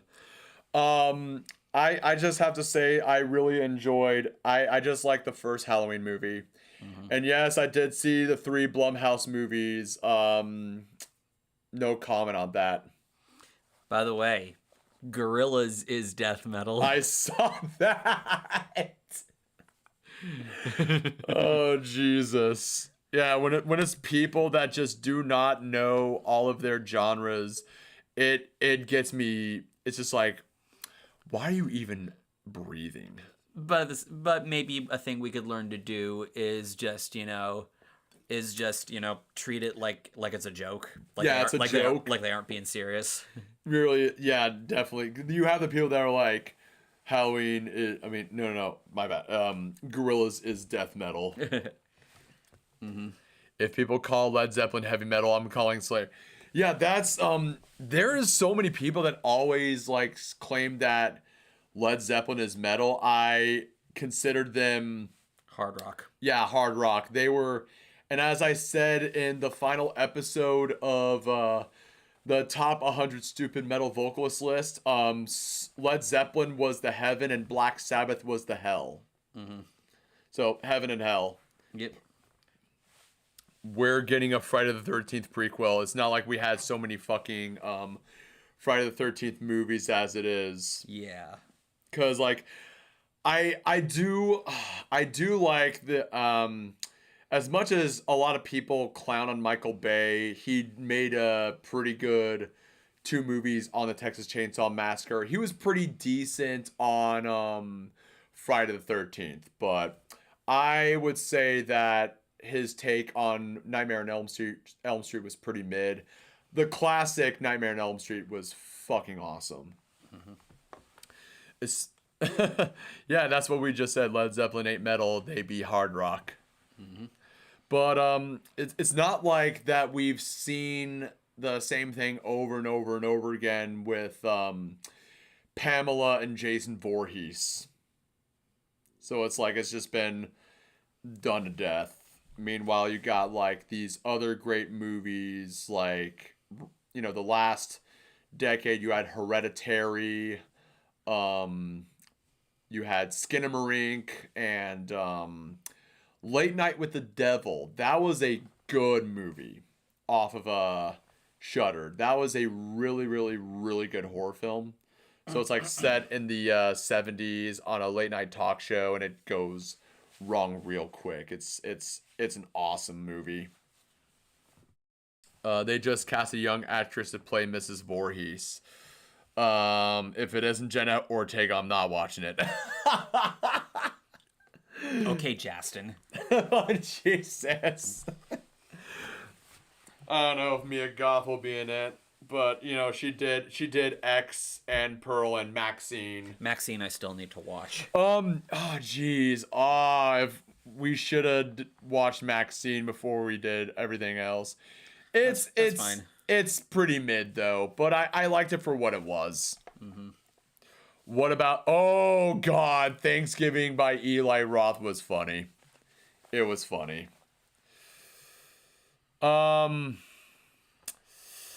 Yes, system broke. Yes. We are kind of wanting him to grow irrelevant. Yep. So, sort of like Lord Voldemort. Mm-hmm. Friday the 13th is a bad movie with a great ending. Nightmare on Elm Street is a great movie with a bad ending. Yeah. Yeah. I mean, like, how, like, she was dragged by Freddy Krueger. That was pretty funny. Mm-hmm. Yep. Exactly.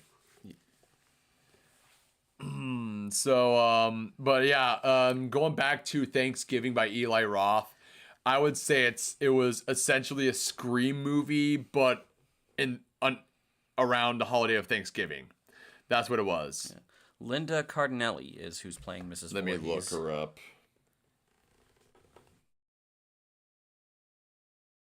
Linda Carr.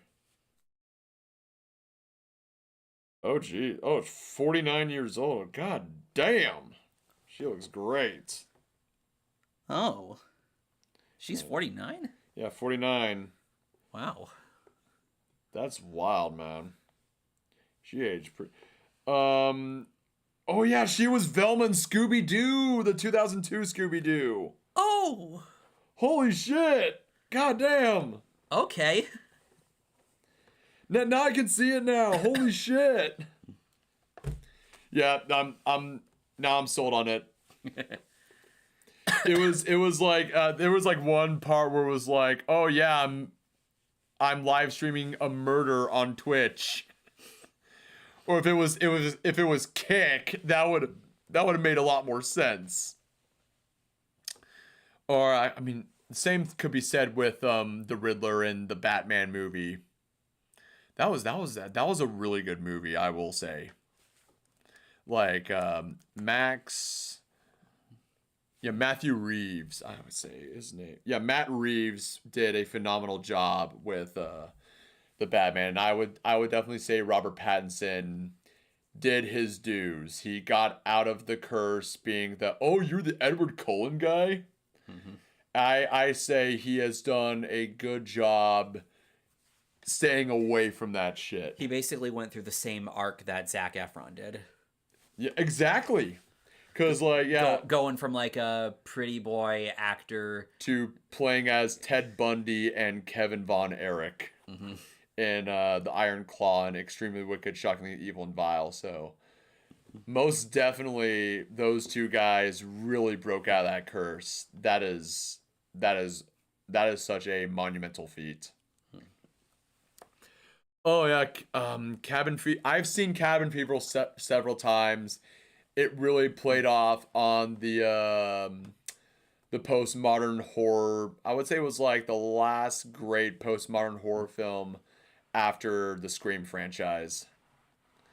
But it was. I could also say it's another. I would say it was one of my favorite Richard Jenkins movies because he was in it. He was like the head guy that's like in charge of all the fucking monsters and shit. No, it was like he was the second guy, and then Sigourney Weaver was like the main honcho. Oh. So it was pretty wild. And when they released all those fucking monsters, that was pretty dope.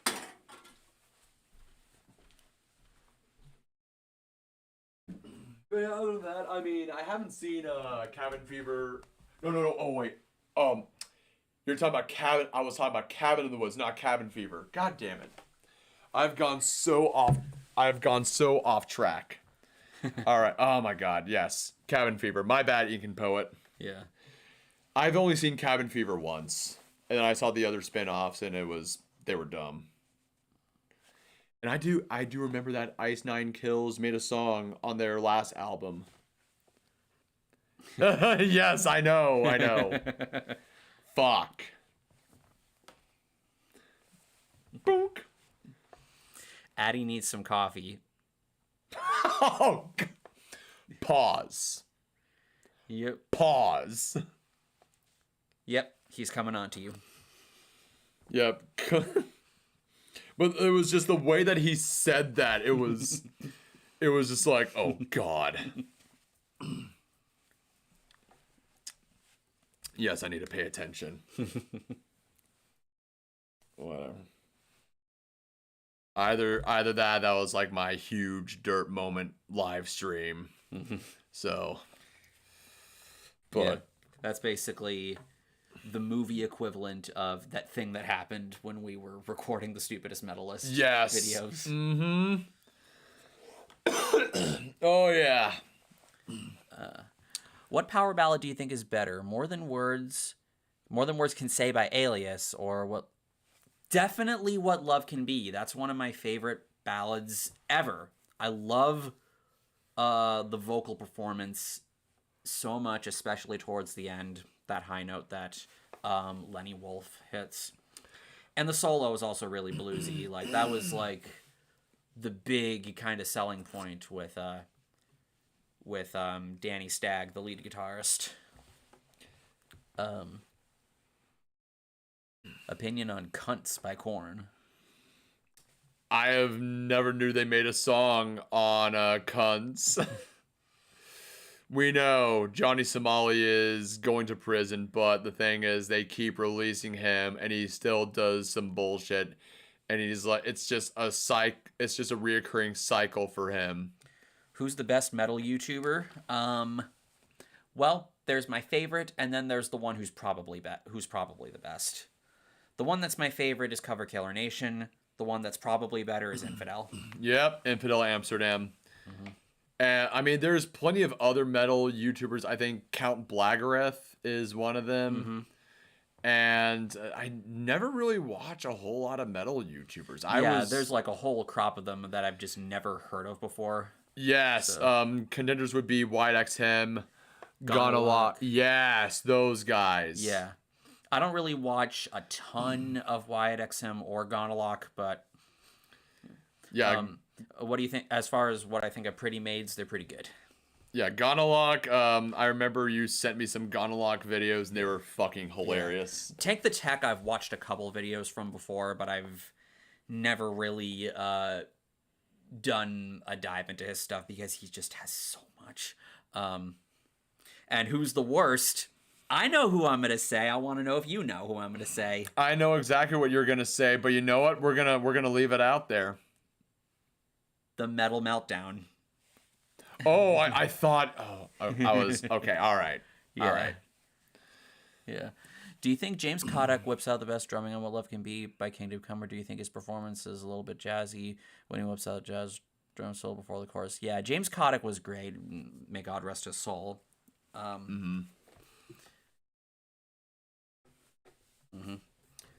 that shit. It's titled "Cunts" on Life Is Peachy album. Right. I know of Good God, the Twists, the very first track, and then Adidas classic song there. I definitely forgot the title track, the name of the track that features I have that song. Wicked featuring Chino Moreno. Yes. Right, that's their cover of Ice Cube. Oh yeah. Ever listened to Duran Gray? Tried to get into them, couldn't really do it. Same here. Japanese metal bands are something else. I listen to Devil Oof. I listen to Coffins and Crystal Lake. Crystal Lake's great. Crystal Lake is fucking awesome, but their vocalist left the band a while back, and I'm like, God damn it. Yeah, I love their song Apollo. That song goes so hard. And then they did an amazing cover of Rollin'. And Coffins is a really good death doom metal band from Japan. Metal Meltdown does have his issues, however, he isn't mod levels of bad. Music of Destruction.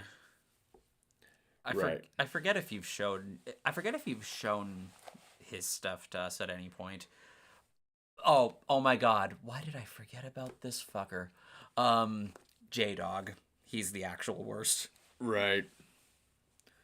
X Japan. There's another great Japanese metal band. Pale Dusk. That's another awesome one. Any thoughts on Sex Machine Gun? Never heard of them. Never heard of them. Never really heard of them. I'm sorry, bro.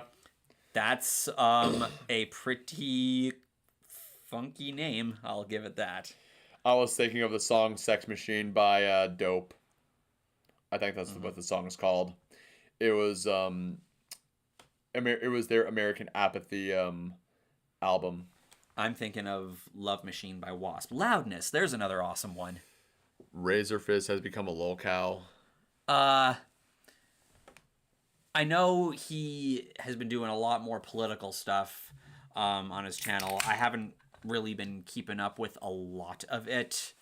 Widex has a video about MOD and his antics. I forget if I've seen that. Love X Japan. Main reason why I love X Japan, and there's symphonic metal epic part of life. What's your opinion on Art of Life by X Japan? With X Japan, what do we get? The first 3 albums are what I have here. My favorite being X. Also one of the movies, X Pearl and Maxine. Ha! Right. Any bands you think can't survive without their bassist or drummer? Red Hot Chili Peppers. Yeah, Alex, Cannibal Corpse. And I think Korn is doing fine without Fieldy, because I know that they have like the bassist from Suicidal Tendencies filling in, but they just do not have their aura without Fieldy. Fieldy was just so unique as a bassist for me. And Alex Webster, he's one of the goats. Yep. One of the goats. I'm also gonna say this. We're gonna go a little bit unique. Mike Flores of Origin. That dude is a monster on the bass. If you have not listened to Origin, I encourage you to check them out. They are so awesome. Opinion on Hollywood Undead. I always thought they were really, really lame. I only like that one song where it's like, when I start drinking, my dick does all the thinking. Hoes want to be with me, and I like them big, thick titties. Yeah, like I remember when I first heard of them, I thought they looked similar to Slipknot, and I thought I would dig them, but then I listened to them, I'm like, Yeah. this kind of sucks. I don't really care much for Hollywood Undead, though. Yeah. What do you think of Tony McAlpine and Vinnie Moore? They should have the fame Yngwie Malmsteen had. They are both great neoclassical guitarists. Yeah. Yeah, especially Vinnie Moore. He's got, some really great albums. Ugh. Oh, fuck. Oh, man. Meltdown and Mind's Eye. Those are like the Nice. really great ones. And Tony McAlpine. Edge of Insanity is an awesome one. And Freedom to Fly. That's one of my favorites. Sweet. Yeah.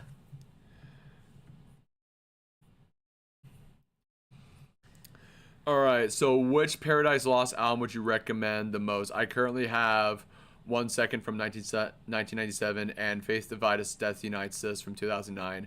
The second one being thanks to you, by the way. Let me scroll through some stuff from Paradise Lost. I would recommend, I would say In Requiem is a good album. And I would also give their last album, Obsidian, a listen. And Draconian Times 1995 is a good album. Symbol of Life, their 2002 release, is pretty unique. And The Plague Within in 2015 is also pretty dope. But those two, 1 Second and Faith Divided Death Unites Us, they're fucking awesome. Ever heard their ex-vocalist Deuce's stuff after he left? No. Again, I'm not big on Hollywood Undead. If I don't listen to Hollywood Undead, how would I be at all familiar with that? Yeah. I just know him for like that one song. I would say Hollywood Undead is like sort of crunkcore. Yeah. Like emo scene crunkcore shit. Yeah. Just not Blood and Dance Floor crunkcore. They were just like they're doing their own thing. Yeah. I remember they sort of came up around that same time. What's your opinion on Michael Viscara when he had a tenure with Yngwie Malmsteen? I think you did a great live rendition of the song Rising Force, and also Mike Tirana is in the band. I haven't really listened to much of Yngwie's stuff after Fire and Ice. So, not really that familiar there. Not pretty much. Yeah, with Michael. I just know that Yngwie Malmsteen is like one of the goats on. Yeah, he is the guy that invented neoclassical metal. Right. And sort of gave way to what we know as the guitar virtuoso. Any thoughts on the compilation album called Metal Disney with Michael Viscara, Rudy Sarzo, the guy from Obsession and current drummer of Dokken? No, I've never heard of that.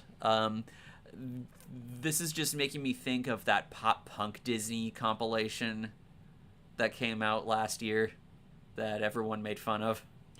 And it also makes me think of that one Disney movie that had Chris Pratt and Tom Holland voicing as like these mystical like elf creatures, and Chris Pratt's character was like this power metal guy. Are you thinking of Onward? Onward. I know that's a movie Chris Pratt is in. Yeah, so. And so like he played as like the older brother who was like the metalhead, and I thought that was really cool for a Disney movie. Yeah, I've never seen it. It didn't look super interesting to me. But I do know that that Chris Pratt is in that. Metal Sykes the Metal Prince says, guys, the joke is imagine if P. Diddy and R. Kelly conceived a child.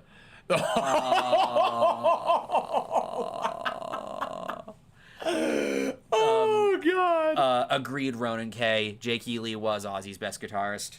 Yeah. When it comes to, I would say like the guitarists that I'm familiar with, Randy Rhoads, Zach Wilde, and Gus G. Gus G from Firewinds. Man, I listened to them back in 2008. They're pretty awesome. Greek power metal band. Yeah.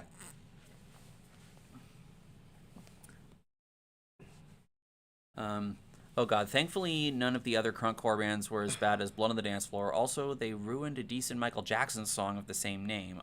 Right. Yep. Another one that you're probably going to hate me for mentioning, Broken Side. Oh, God damn it. I remember Broken Side. I remember everybody hated them, including myself. Yes. Oh, jeez. There was that once I was like, you make my pee-pee hard. Yeah. You make my pee-pee. It was like, what the fuck? Yep. And like a little flute. There was like those like flute toy things. And it was... Yeah. Broken Side, of course, also was the subject of possibly Muse's best rant. Nice. Oh, that I have downloaded, thankfully. Yes. Oh, thank goodness you have that shit downloaded. Yeah. But oh shit, that late 2000s, early 2010s. Yeah. Hold on, I need to do an impression. Muse, you make no difference. Well, at least I'm fucking trying. What the fuck have you done? Oh my god. Thankfully, my mom and my younger brother are not here. So Herschel would probably hear you. Okay. Any thoughts on newer bands like Inceptor, Wanted, and social media influencer? No, I've no idea who any of those people are. Which guitarist was sent to jail?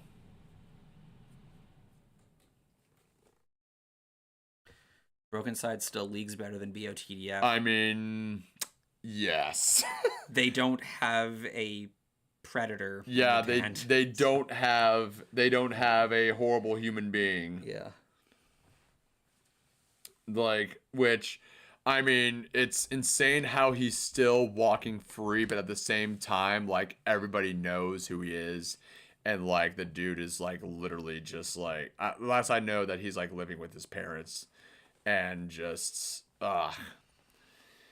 just fade to obscurity, man. Crunkcore was just such a, like, I get such dizzying flashbacks, when thinking about that shit. Yeah, it's just, oh my god. Yeah. Check out Wanted Late Attraction album from 2023. First.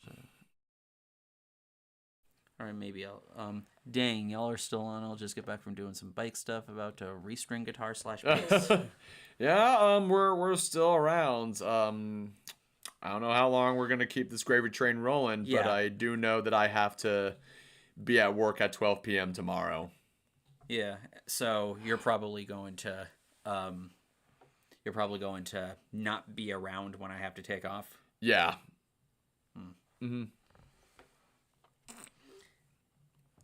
That's essentially, and I know that you said it earlier, 303. They had 2 songs I really liked from them.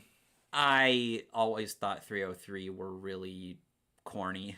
Yeah, they were corny, but there was a good kind of corny. Yeah, I only know that one song, "Don't Trust Me." Yeah, Don't Trust, and then it was the one with Katy Perry, right? No. Oh yeah, it was definitely Don't Trust Me, and then that one song that had Katy Perry on it, I mean, for a crunkcore group where they had Katy Perry with them, I mean, Katy Perry was still like fresh up and coming, so it kind of made a little sense. But then she like blew up in 2010 with Teenage Dream. Yeah. And yeah, like she was basically inescapable throughout my high school years. Yeah, it was crazy. Yeah, high school, getting out of high school and then early college years, it was, whoo boy. It was wild. Just a wild day of just like cringy. They played last Friday night at the gym the last time I was there. It was so annoying hearing that there. Yes. Don't Trust Me was the only good song off of the Want album. Also, the Katy Perry song Starstruck. Do you think the metal elitists right now cannot stand Drake? It's not just metal elitists. Everyone hates Drake now. Dude, I've mentioned this several times with Shays and the other people.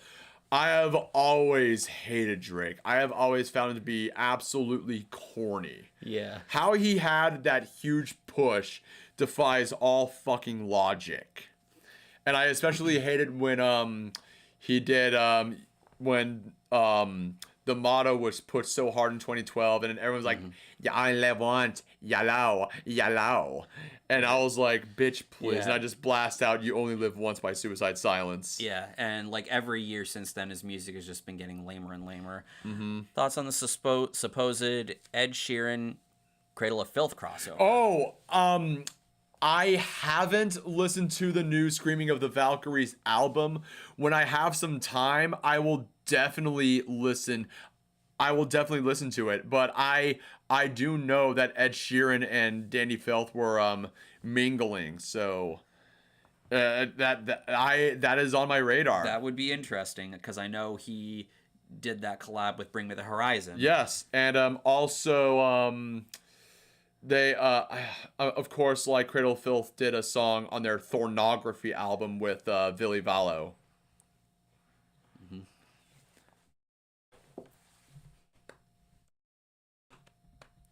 Where is it?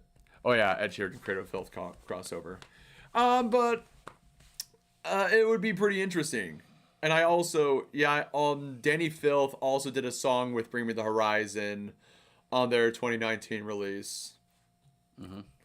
Yeah, it was wonderful. It was the song "Wonderful Life." It was pretty dope.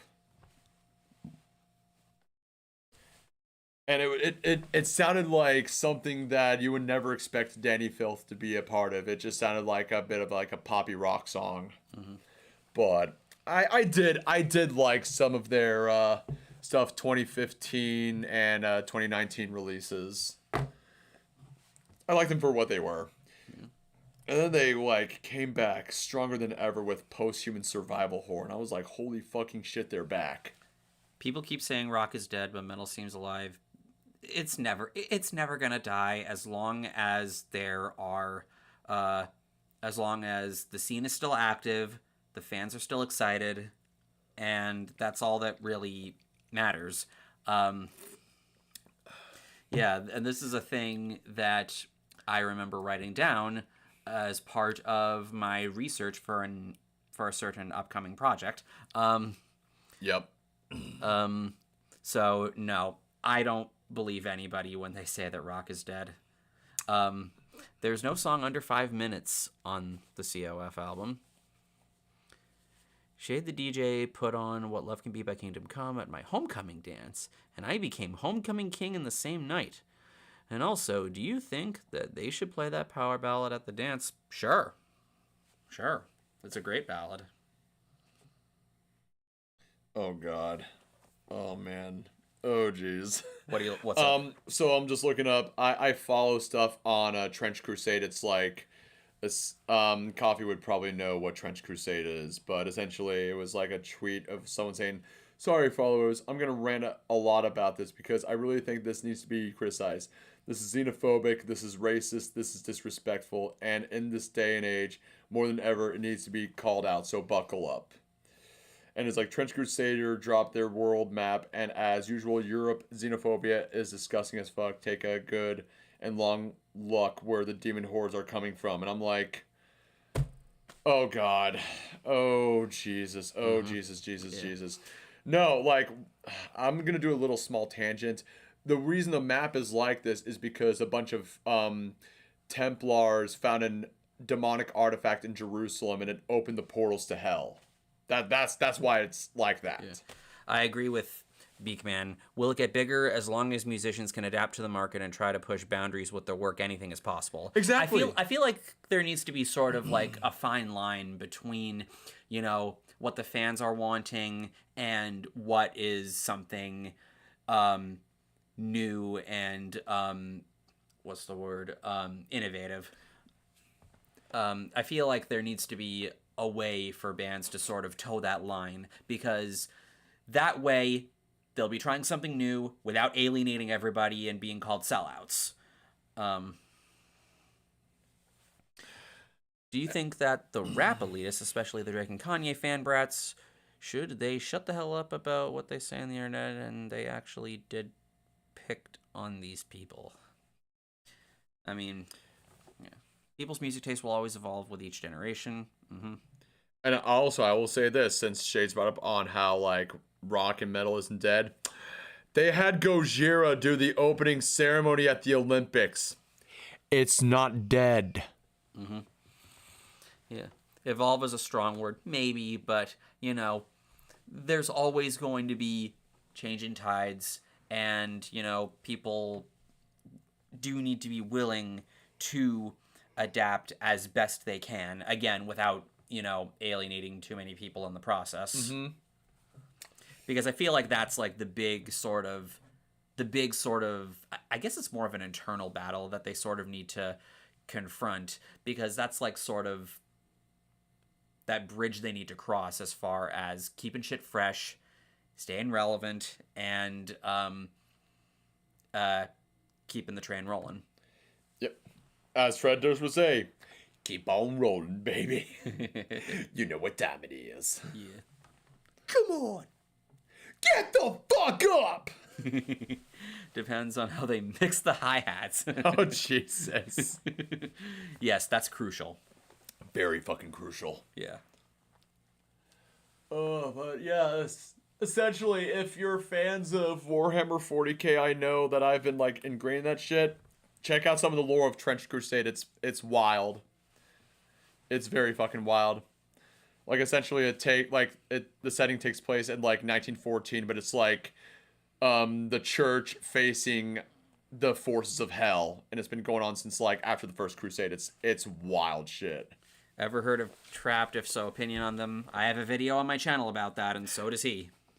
We made videos on Trapped. Oh my god. Yep.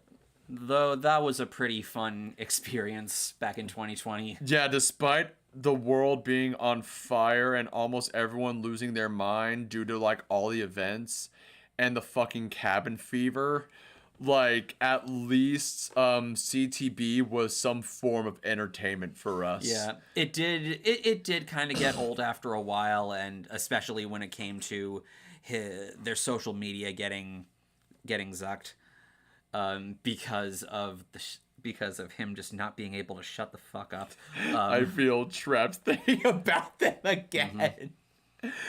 I will keep on saying this. Still Frame is their best song. Yeah. Stand Up, I will also still bump. Which underrated album from 90s is the better one? Alias's debut or Harem Scaram's debut? Definitely Harem Scaram.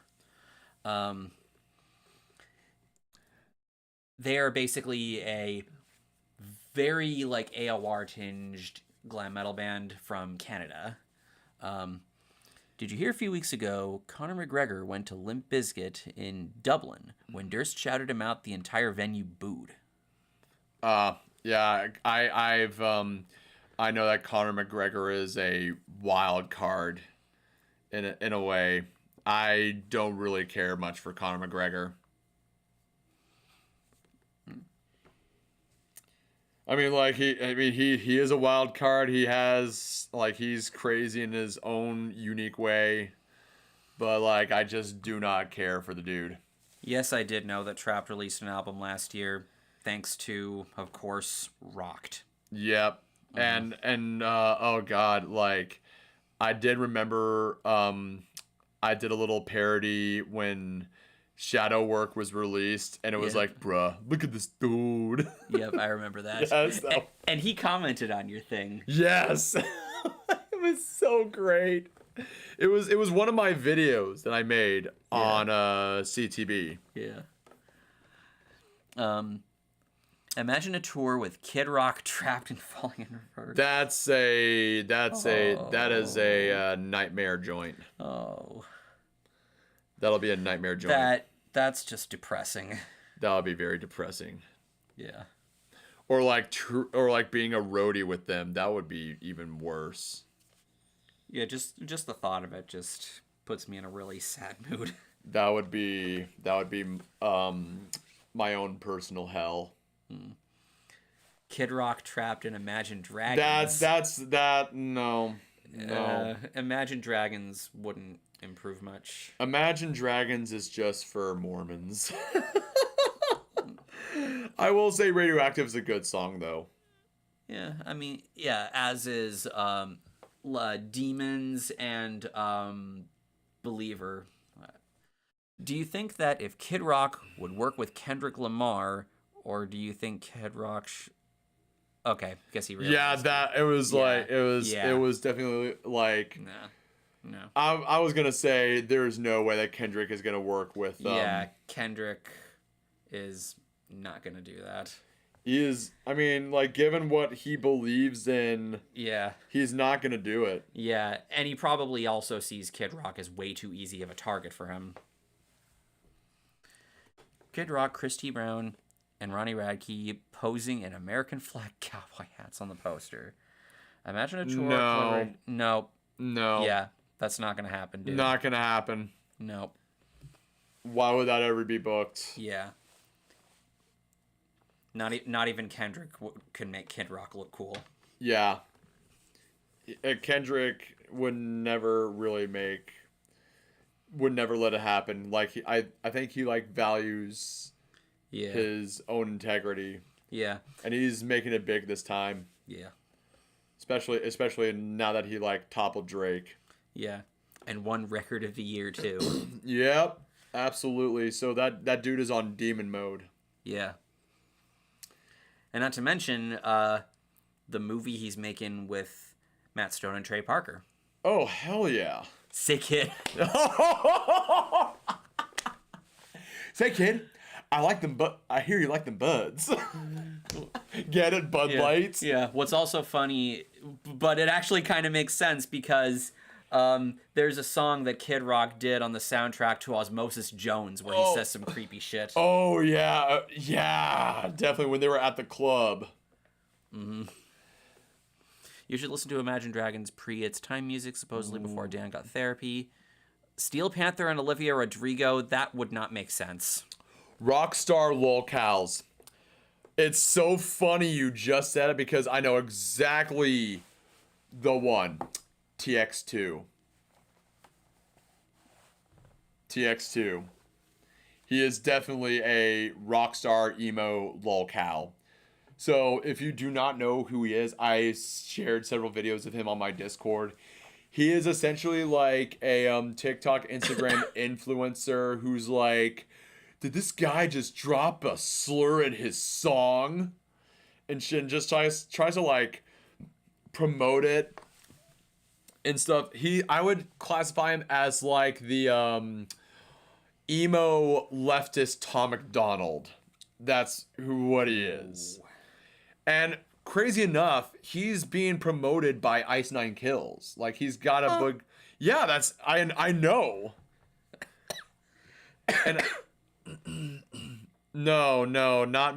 I mean, yeah, in a way, yeah. He's kind of like if Mr. Beast made an emo band because he's all like, here's this. I'm the first fan of TX2, just like this, and I'll give you I'm a first TX2 count. And I'm like, oh my god, bro. Mm-hmm. All this glazing. And then there's like one song that he made about like his stepdad called Burn, and there's this one part where it was so funny. He goes, "Who's the fag now?" I was like, damn, this goes hard. The dude is really cringe. Like really, really, really, really, really cringe. And it's just like, why am I getting all this hate? But then he just like goes back at all the haters. And then there's like accusations that he copied off of plagiarized off of Get Scared for a certain like riff and a drum. Ooh. Yeah, drum thing. So yeah, I mentioned it on the videos, but yeah, he's the only criticism he has is just plagiarizing Get Scared. And they were just going around saying like, oh, we're the most controversial emo band out there. I'm like, no, you're not. No, you're not. You're just being annoying as shit. Mm-hmm. Oh, yes. You remember, since I mentioned Text 2, because he goes on, oh, is that a goth Dommy Mommy? Which, I mean, I'm called the fuck out. Which power metal band is better, Dragon Force or Galnerius? Everybody's mentioning Galnerius, and I've never listened to them before, so I go with Dragon Force by default. I remember seeing Dragon Force live when they were opening up for Camelot. They were great. Yeah.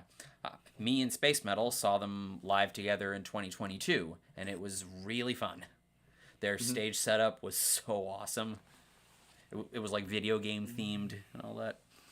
Which guitarist do you think is better? Sayu from... I don't know any of these people by name. Mm-hmm.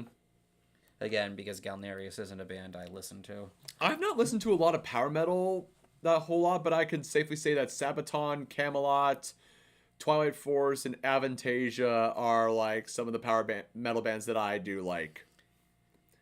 Twilight Force is fucking awesome, by the way. Yeah, Twilight Force is pretty cool. Kind of cheesy, but pretty cool. Yeah, the drumming is perfect. Yeah. And recently, they had the YouTube guitarist Bradley Hall join the band. Nice. So that was pretty cool to find out. I mean, I haven't really followed up. I just know that they released an album back in 2020, last year, I think, or 2023. I think it was 2023. Yeah, I know it was. I know it was recent. Yep. Yep, 2023. I was right the first time. Yeah, they're not a full album artist at the moment. Right. Yeah. Akio Shimizu is from Anthem. Oh, okay. Sonata Arctica. Oh God. Yeah. I really used to really be into Sonata Arctica, but one person ruined it for me. I know exactly who. Yes. Yep. I haven't been. I don't really keep up with Sonata Arctica that much. I do like them. I'm gonna use the head. All right. Six by All That Remains or One Armed Scissor by the Draven. 6. Stradivarius or Nightwish. I'm gonna go with Stradivarius for that.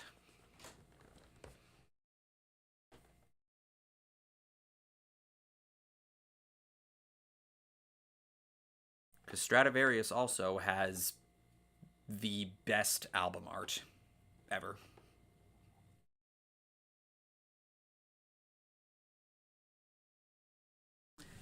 Do you think Roy Khan sounds like the guy from Blind Guardian or Fabio Leone? A lot of power metal vocalists have that kind of voice. I've noticed that.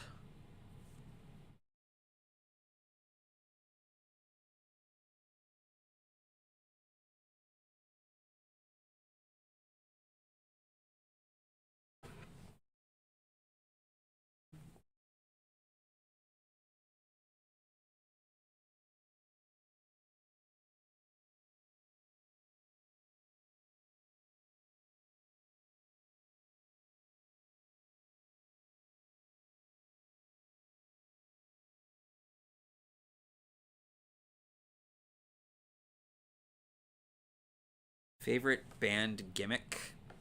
I don't know. I've never really been much of a gimmick lover.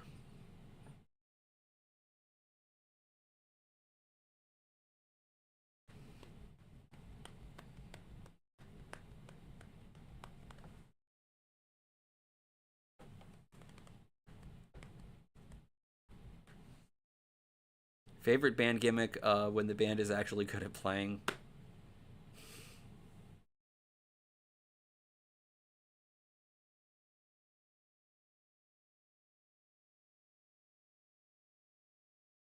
Which Steelheart ballad is better? I'll Never Let You Go or She's Gone? Definitely She's Gone. She's Gone is like the full package.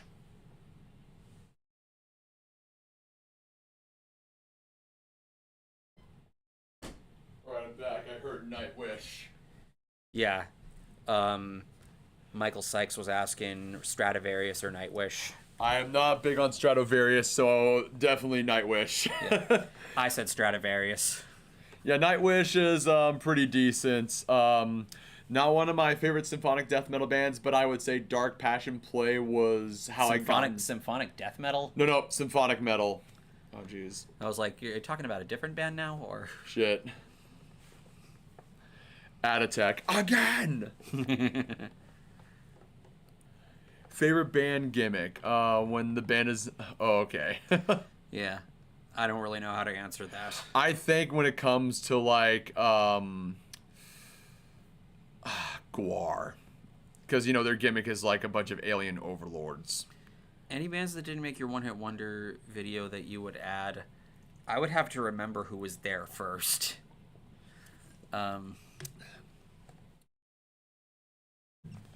The one band that's coming to mind right now is Wheatus.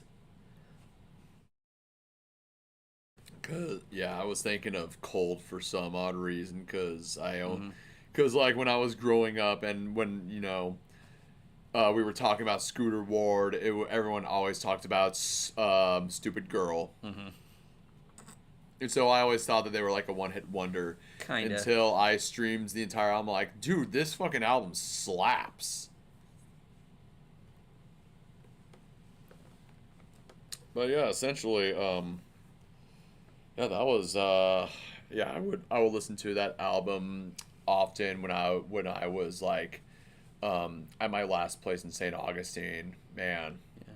I would go She's Gone Too because Miljanko is a powerhouse on vocals. That ballad and the piano is so good. Lyrics is emotional. It's not even just that. The solo is really soulful. The drumming sounds really big. It's the full package, like I said. The variety pack. Yeah. Yeah, essentially that's, the variety pack and Yeah. shit. Steelheart in general is a band that really just never got their dues. Oh boy. Other than that, it's just been a really good weekend for me. Well, let's see. The only She's Gone song I know is the one by Hall & Oates. Okay. Yeah. Steelheart comes highly recommended if you're a hair metal fan. Right. Because they have pretty much everything you would want to hear in that sound. Mm-hmm. So, loaded question aside, what would you say is the best biography/autobiography book from a metal musician that you have read? Audiobook is also a valid choice. No comment. I haven't read the whole thing, and this isn't really a metal musician. The only one I've really touched is the one by John Bon Jovi. Right. Because, I haven't been reading a whole lot, just because I've been working, and then this goober visiting me, essentially, but I've just been reading, 2 crime stories, and I've been really lazy on this, but I've just been reading Blood Meridian by Cormac McCarthy. But I'm almost done with the book. I think Prisoner of Your Love by Yngwie Malmsteen is such a great power ballad. Mats Olsen did great keyboards. Yngwie did a great job on guitar. Michael Viscera is such a great voice. Again, not an era of his career that I'm really all that familiar with. Mm-hmm. So, Right. yeah, basically it's like the first 6 albums of his are the ones that I'm really familiar with. Yeah, dope. So basically, Jeff Scott Soto, then Mark Bowles, then the one album he did with Joel Turner, and then the 2 that he did with Goran Edman. Mm-hmm.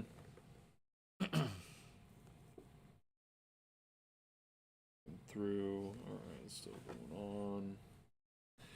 But yeah, it's just been like a very good past 4 days because I requested off on this Wednesday and Thursday, but then I was like, oh, I got 2 extra days off, so I'm like, oh, he gets to stay a little bit longer. Yeah, because I was worried you didn't ask for the rest of the week off and that you were gonna ditch me again. Yeah, I was prepared for the worst, and then it was all like, oh shit, fuck yes. Hell yeah.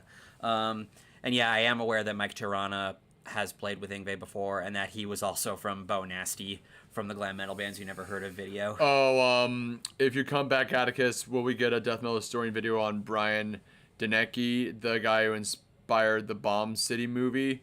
You're gonna have to wait if I ever do more death metal historian episodes. But He's got a big backlog. yeah, I do have a big backlog, but I have one in mind. It's I'm not gonna say much, but it's gonna be wild. Mm-hmm. But I just have a lot of ideas on there. It's just I had to put a lot of that shit on the back burner. Yeah, and that's not even taking into account all the recommendations Bodark and Wizard throw your way. Yes, and then of course when Coffee kept pestering me over the Iranian embassy siege. Yep. That I will say this, making that montage of all the 25 days. When I was editing that shit, I was laughing my ass off making it all the way through. It was great. And they're like, and she was all like, Atticus, come on, just say you're gonna do it. I'm like, no, I'm gonna be milking it. Yeah. Which newer metal band is better, Enforcer or White Wizard? White Wizard. I would say Enforcer. Oh. I remember I got their 2023 release. I listened to several songs off of Enforcer. They're a pretty good thrash band. No, you're thinking of Enforced. Enforcer is a traditional metal band. Fuck! But Enforced is great. Enforcer is good too.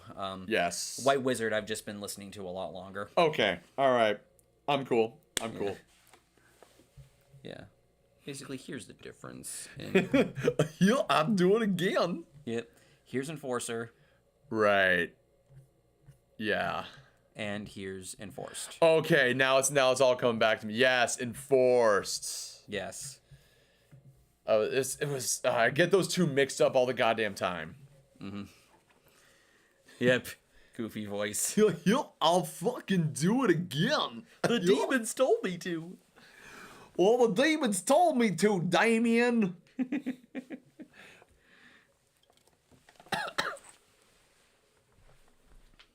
Thank you all for watching. Dude, Brock Baker with Make Me Bad 35. That was such a gem. Yep. Gorsh. Where are all the knives? Looking for these. God damn it. That series was so wonderful. That was fucking amazing. Let me check outside. It's 9:46 p.m. Yeah, it's dark. Why would it not be dark? In other news, water is wet. When is it ever light out? At 9:45 p.m. If you think that's wild, just imagine if you were living in Alaska. You would have like one, I guess, like a month of just nonstop daylight and then 30 days of nights. Which brother duo is better, Olaf and Jonas Wickstrand from Enforcer, or the Greta Van Fleet brothers? Probably Enforcer for that. I like Greta Van Fleet fine. I don't love them. But yeah, I would say Enforcer probably impressed me more. I will say this, like, bands that have, like, siblings sounds pretty dope, but then there's always going to be conflicts.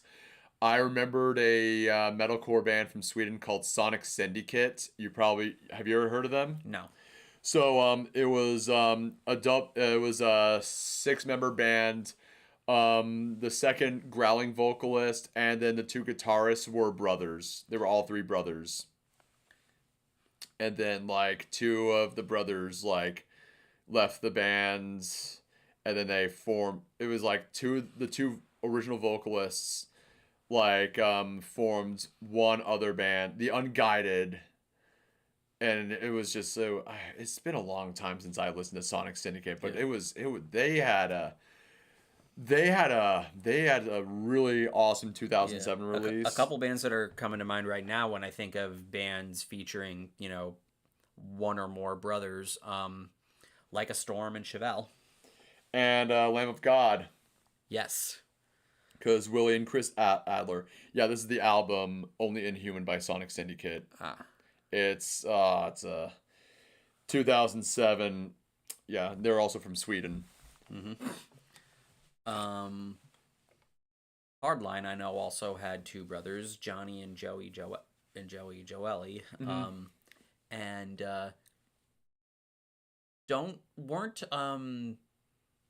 Sean and Glenn Drover, didn't they have a band at one point together? I am not the right person to ask this question. Question for Shades: which songstress do you find sexy? Well, the only 2 people that come to mind when I think of this are Orianthi and Ariana Grande. Ariana Grande. I'm now thinking of Nickelodeon Girls by Pink Guy. Oh. Yeah. Dan fucking Schneider. Yeah. This ain't a fucking game, Yeah. bitch. Yeah, and fun fact, when I was on Instagram waiting for you to show up in Orlando, I saw that Orianthi was actually going to be playing a show in Orlando Nice. this week, and I'm like, I don't think I can get Atticus to take me out there again. Right. So, what's your opinion on Disney movie remakes? And I think one thing I want to say to Disney, hey Disney, will you stop ruining your movies? You can claim that live action remakes work, but they don't. Yeah, they're obviously, the thing with that is they're milking the shit out of it because they know people are going to fucking see these movies, either out of curiosity or because they just really want that nostalgic tickle or because of hate watching, and they know people are going to see them, so don't see them. I know I don't see them. Yeah. Same here. And of course, a prime example of why that has failed tremendously, the new Snow White movie. Yeah. Like, god damn. Yeah. The more I hear about that, it's like, question for Shades: who do you think is the most beautiful woman in the music scene? Jan Keeneman or Midori from Love Bites? Jan Keeneman unfortunately passed away. Press F, boys. The guitarist from Vixen. I guess the Love Bites one. But good God, I mean, I've only seen like a few Disney remakes. I've seen the Jungle Book one, Maleficent. I don't know if you can call it a remake. I would say like a different telling of the Sleeping Beauty. Yeah. I think that's like yeah, that's the only two that I've ever seen. No, didn't you see the Aladdin one as well? I want to see Aladdin, but I didn't. I did watch that one. I thought it was okay. Yeah. Okay for what it was, but yeah, I wasn't expecting it to be really great. But I don't really expect any of these to be great at all. Yeah. But then there's a bunch that I keep that the more I hear about them, the more terrible of an idea it is. Oh, of course. And it's kind of funny we're talking about this because before my flight down here, I decided to rewatch Your Movie Sucks video on the Lion King remake. That video is glorious. Yep. Oh man. I really it's very sad because all those movies were very fucking timeless. Mm-hmm. Like Beauty and the Beast and yeah, it was Beauty and the Beast, Little Mermaid, fucking Lion King and Aladdin. Goddamn, Aladdin and the Lion King were goats. Yes. So like Disney was on that demon time in the 90s. Yeah. On the topic of Disney live action remakes, did either of you see 101 Dalmatians from '96, the one with Glenn Close, Hugh Laurie, and Jeff Daniels? Yes. I think I watched part of it when I was a kid. Yeah, but then it was erased from my memory. Yeah. I remember being kind of creeped out by the previews because, yeah, Glenn Close just kind of terrified me in those commercials. That's wild. Jeff Daniels was in it. Because I know of Jeff Daniels for like other stuff, but mostly The Big Lebowski. That's like his GOAT movie. You're confusing him with Jeff Bridges. Can you just go ahead and Jeff Daniels? I was waiting for you to say Dumb and Dumber. Yeah, can you just please slap me if I ever fucking mess up, dude? All right, but yes, Dumb and Dumber. That is a amazing movie, and next to Jim Carrey, it is it's one of my favorite Jim Carrey movies. Like Dumb and Dumber was like one of the best, and those two were fucking awesome. Especially like the scene where the main villain comes in and he's like, Mary and I had so much fun together. We held hands. Okay, kill him. He shoots him. He goes, "You killed my best friend, you bastard." and I used it for the German autumn video. It was so, that scene was so funny. It was that and the dream that he has when he reunites with Mary Swanson. I will say the actress who played Mary Swanson, she was fine as fuck. Who do you think is the best guitarist from Japan? Hide from X Japan or Hizaki from Versailles? Neither. Akira Takasaki from Loudness. There you go. And there you fucking go. Ugh. Alrighty. Yeah. More stuff and shit. So, yeah, essentially, I took Shades around and I also fed him pretty well. Yeah. I also made some scrambled eggs for him this morning. Yeah. So, I took care of him, boys and gals. Took great care of him.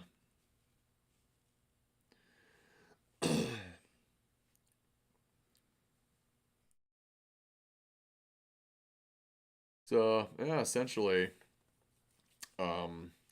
it's gonna be a little bit bittersweet tomorrow, but at the same time, it's like time to get back to time to get back in the groove of things. I had a pretty long, well-deserved break.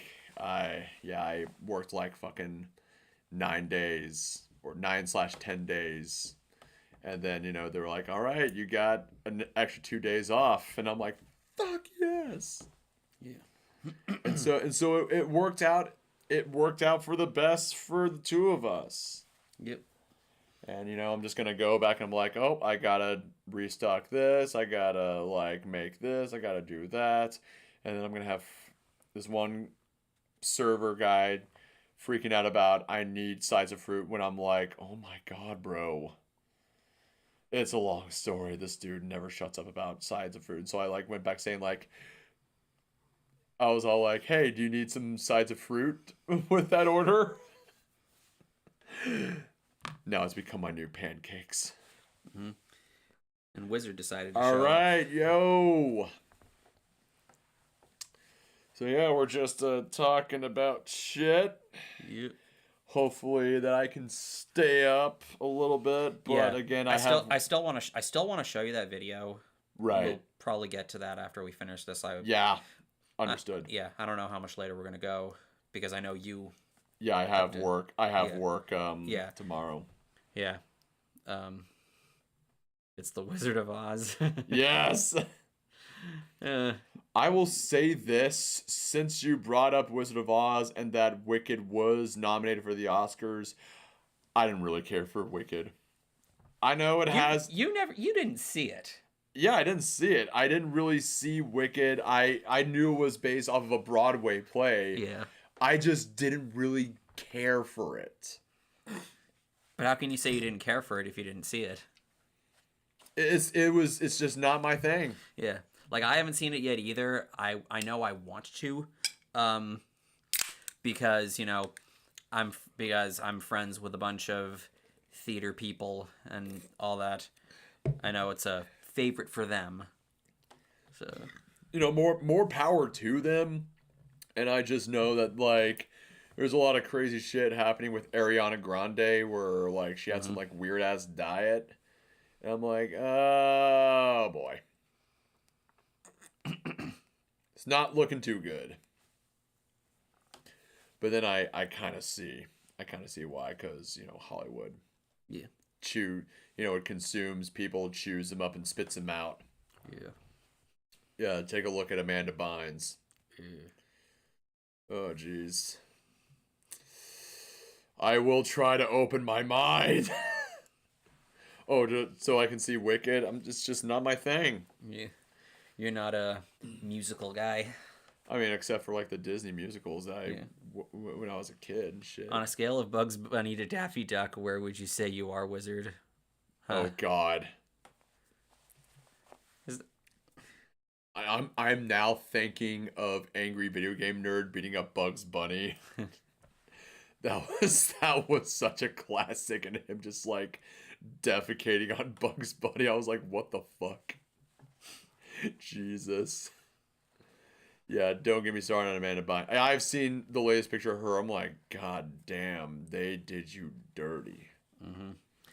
I can remember the late 90s, early 2000s when she was like the princess of Nickelodeon. She was like on top. Dawkin or Rat? Dawkin. I'm gonna side with Dawkin, mostly because George Lynch and his amazing signature ESP guitars. Yep.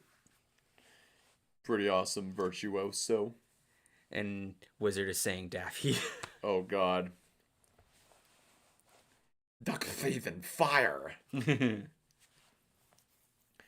I've always thought that, like, the person who voiced Sylvester Cat and Daffy Duck were the same voice actor. They probably are, because back in the They all had the list. back in the day, like the days of Looney Tunes, most of the characters were voiced by the same guy, Mel Blanc. That's why that's why he was called like the man of a million voices. That dude was the goat. You're despicable. Both for me, Michael. Yeah. Gotcha. Yeah, like Rat's cool. Dawkin just has George Lynch. Essentially. We're gonna come up with Atticus. Of course I like Dark Throne. I do like Dark Throne. I guess I'm like more, when it comes to black metal bands, I'm more akin to Dimmu Borgir, Mayhem, and Emperor, and like just the Norwegian black metal bands per se. I would say those are like the bands I'm into, and also Enslaved and other black metal bands from other countries, mostly Black and Death, Behemoth, Belphegor, and next door neighbors Sweden would be Watain is another good one. Shining is another good black metal band, but my current favorite one is Gaia from Portugal. I fucks with them pretty hard. Do you think trap beats work in heavy metal, Mario? Why are you going to answer your own question like that? But honestly, trap beats I think only work in very small doses. Like, they can be functional just as long as they aren't like really overbearing. And I'm not Mario. Yeah. I'm not Mario. Yeah. Why you call me Mario? He's trying to do the Mario Says No clip. Oh, okay. Yeah. The lack of punctuation didn't really help with that. But essentially, yeah, Garia is my current favorite new modern black metal band. I saw them live opening up for Ueda and Karak Angren and Rotting Christ. And oh man, Rotting Christ was amazing. Oh jeez. But I would definitely say, like, check out black metal if you have the time on your hands. They're pretty dope. Another good black metal band is they're coming out with a new album next week, Wrath of Lagarius, and their debut album comes out this next Friday. And that noise is basically either my brother or my mom coming home. Remember, you keep putting the Mario Says No meme in your videos. Right. Yeah. Basically, like, a video never feels complete without the use of that clip, and it's rare that I make a video that doesn't have the Mario Says No clip. Like, whenever that's the case, I feel like it's missing something, and that's what it's missing. So it's like one of the main staples. And I wouldn't have it any other way, because it's my favorite meme of all time.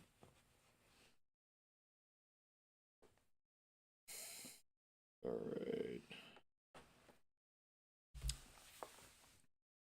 And it's sort of like, how like Shades does that. It's usually with me with Varg with Let's Find Out. Yeah, the thing that I sort of co-opted. I would definitely say that's awesome question. Celtic Frost. I like Celtic Frost. Me too. even though like I have a Bathory shirt, I do love Bathory, but I fucks with Celtic Frost. Yeah, but on the note of Celtic Frost, don't listen to Cold Lake. I got into Celtic Frost due to their last album before one of their original members passed away, and it was Monotheist. And my first song that got me into them was A Dying God Coming into Human Flesh, and that was The funny story about how I got into Celtic Frost is when I was trying to find hair metal bands to get into, they had Celtic Frost listed on Wikipedia just because of Cold Lake, but that wasn't what I listened to from them, and I ended up liking it anyway. And by the time I, torrented Cold Lake just so I could hear what it sounded like, I was just bored out of my mind. But my favorite song off of Monotheist was definitely Drown in Ashes. It is pretty awesome, but man, it gets you in a dark state of mind. I also recommend, if you haven't checked this band out, it was another one of Tom G. Warrior's bands called Triptychon. And goddamn, just holy fucking shit. They go hard. They go hard with like the heaviness. Like they had 2 albums, and it was the last album, I think, was like the last work that H.R. Giger did. He was a very personal friend with Tom G. Warrior. So rest in peace, H.R. Giger. He is also the genius behind Emerson, Lake and Palmer's Brain Salad Surgeries cover. He did the album artwork for Heartwork of Carcass. He did I mentioned it earlier, the mic stand of Jonathan Davis. Mm-hmm. And he did a lot of awesome artwork for films. I think he did album artwork. I think he did like artwork for, I think, David Lynch's Dune. And then, of course, we cannot forget the Xenomorph in Alien. Right. That is like his prime creation, and that thing was nightmare fuel when I first discovered. When I discovered the Xenomorph the first time when I was young, I was like fucking shitting my pants. That thing was terrifying, and now I'm looking at it like, damn, that thing is fucking badass. Mm-hmm. Oh gosh, Necrophagus. I know you. Let me see if this one band.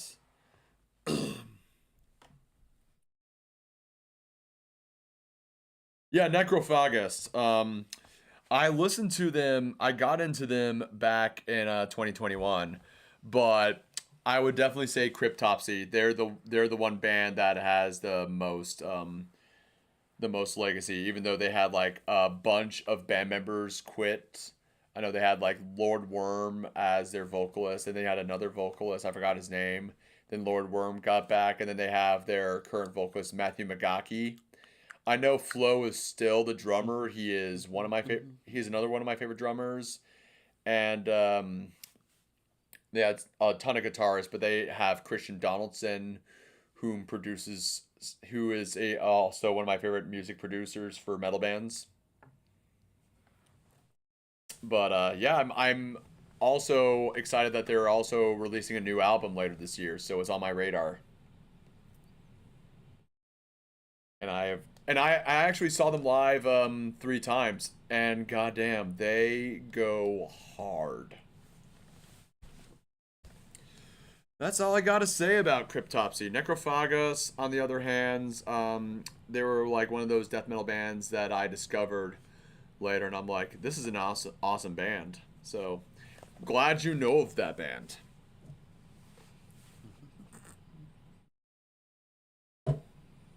Any other stuff? Actually, I got into Celtic Frost from a movie. Yeah, Mandy is modeled after the F in Frost. Oh, no. Yeah, nice.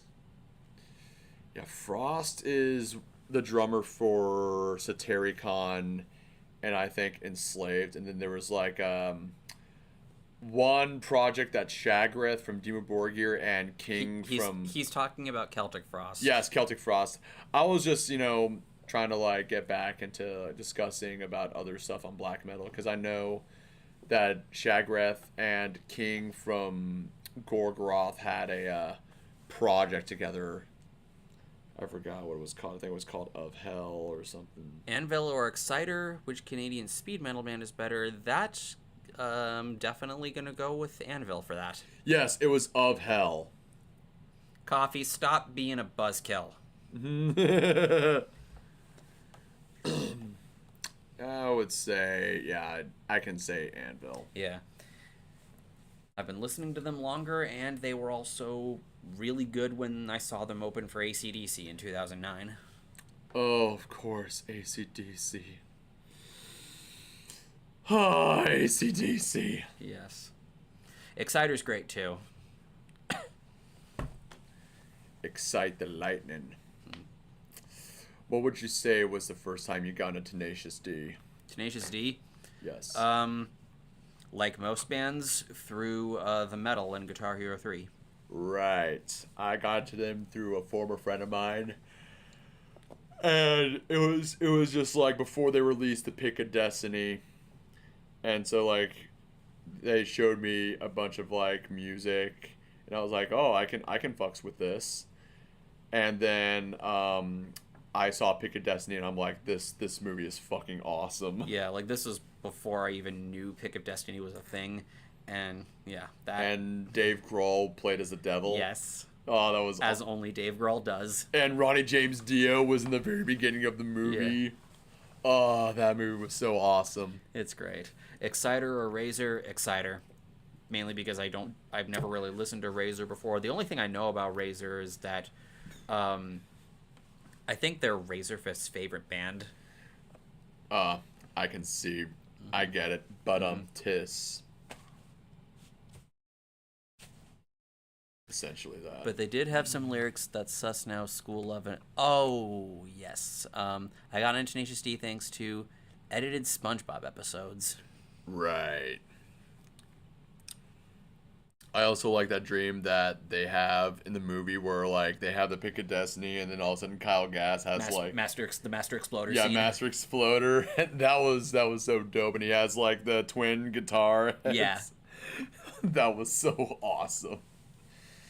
And I also loved it when he was like eating mushrooms and you're like, feels so juicy and the words come out. I remember I once sent my dad the scene of the Sasquatch for Father's Day. Yes. It was like they were going down like a gumdrop, like Strawberry River, and he's like in the fucking rapids. I thought Razor's favorite band was Bathory. It probably is. I remember he had some connection to the band Razor. I just don't remember what it was. I guess so. Mm-hmm. I know he also gets his name from Alice Cooper's album Razor Fist and Yell. Oh, okay. All right, let's see who's coming in or something. Yeah, that's a downside when I would be making videos in this room is because they would open the garage door almost nonstop. Living here was it was a pain in the ass. What is your opinion on YouTube anime series of the metal film? I've never watched that. Have either of you seen Walk Hard, the Dewey Cox story? I have. I definitely have seen it. That was so stupid and so funny at the same time. Especially when I think it was Amy Adams who plays Darlene. I'm going to have to look it up. I love Amy Adams. Let's look. Walk Hard cast. It was Jenna Fisher. Oh. Oh, okay, yeah. She looked a bit like Amy Adams. Yeah, my kind bad. of. So yeah. Yeah, that was such a hilarious movie. I've been to Iraq. They have some lovely chocolate rivers and gumdrop trees. Oh my god. 14th ad attack again. You fucking idiots. To respond to that, they see me rolling. They hating. That's what I like saying whenever there's a mid-roll ad. The Team America. And it definitely because I knew like it was definitely a parody of Walk the Line, which I would say was Walking. I would say before he did Joker was one of Joaquin Phoenix's best roles. I will also die on that hill. He was pretty dope as Johnny Cash. Turn off your monetization settings. Never. He's got to make that dough.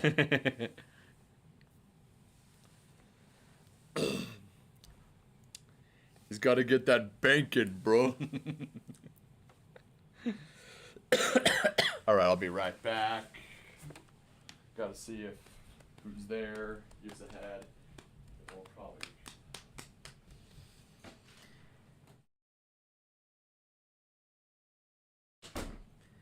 I have FCP Remix by Fall of Troy stuck in my head right now, and I'm loving it.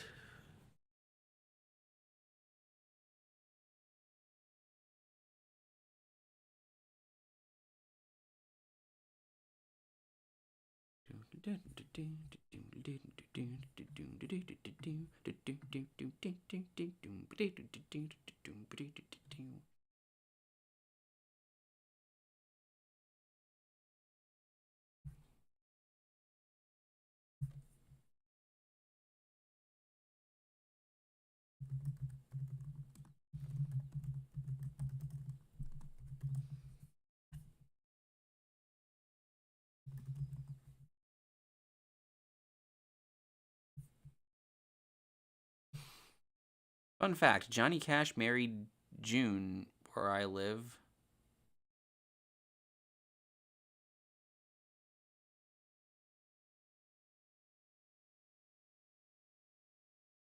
Johnny Cash and June Carter Cash married in Canada, apparently.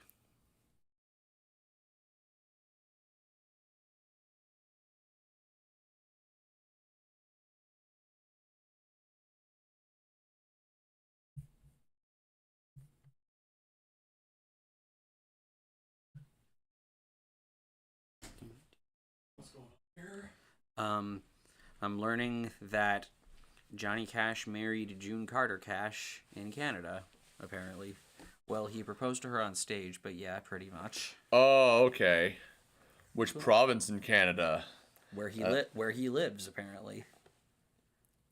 But they both passed away. Well, Okay. So in Ontario. Mm-hmm. All right, got it. Damn it, I'm so slow. I would also say Reese Witherspoon was good in that movie as June Carter. Very good movie. Sweetest moments in both Canadian and music history. Oh, absolutely. Abso-flippin-lutely. I would also say Cash was like the only country, Yeah. definitely the only country. Yeah, he was like the only one I really liked for a while. I'm slowly getting into it more. Favorite Deep Discog Dive episode? Definitely the one on Queen. If not that, then the one on the Beatles. Those are like the two that I go back to the most often. Mm-hmm. Yeah, unfortunately, some marriages don't end up, like June and Johnny. So, but I've just learned over the years that, shit happens. Yeah. And what can you do? Like, if something doesn't work out, it really doesn't work out. And you know what? It's probably for the best. The other wholesome music marriage that I'm thinking of right now is John Bon Jovi marrying his high school sweetheart. You're probably gonna be like, why? I would say Rob Zombie and Sherry Moon Zombie. I was like, okay, we get it. You put your wife in all your goddamn movies. Favorite AVGN episode? Not my question to answer. I really haven't watched a whole lot of AVGN videos, but I briefly mentioned to Shades before we set this up. It was when he was beating the shit out of Bugs Bunny and then defecated on his face. You mentioned that in the stream earlier. Oh shit. Okay, thank you for correcting me. Yeah, shit goes past. It goes. shit just like, yeah, it was a pretty good marriage. I know he had a previous marriage in the movie and it didn't really end well because he was doing a lot of cocaine and pills. Cocaine. The 15 ad attack. Oh jeez, man. You can imagine if we were doing this on Twitch, the ads of this would be wild. Yeah. It would just be insane. Of course, you can get ad blocks there. It's just people are too lazy to put up ad blocks. Plus, YouTube kind of makes it difficult for people to use it. Of course. I have one for Safari. Right. So, but you know, you didn't hear that from me.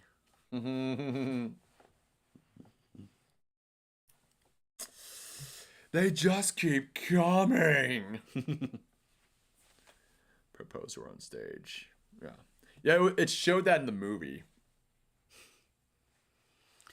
Yeah, they especially make it difficult, you know, for ad block on mobile. Oh, of course. Yeah. I've tried looking into ad blocks for iPhone, but the way they make you do that is by like loading the link in the ad blocker app, and it's like, that's too hard. You should just work with the app itself. Right, it's my brother. Oh. I think he was walking the dog. Alright, I think we'll probably end it here on 10:30. Yeah, that sounds good. Yeah. I know it's like a bummer, but tomorrow I gotta work. Yeah, and you know, I think 3.5 hours is a reasonable. Very, very, very reasonable. Either way, is there any more other questions you want to ask before we call it a night? Can the founders of YouTube reclaim the site from Google already? Honestly, the reason why I'm not as salty about Google is they basically did what they had to do to keep YouTube going. Mm-hmm.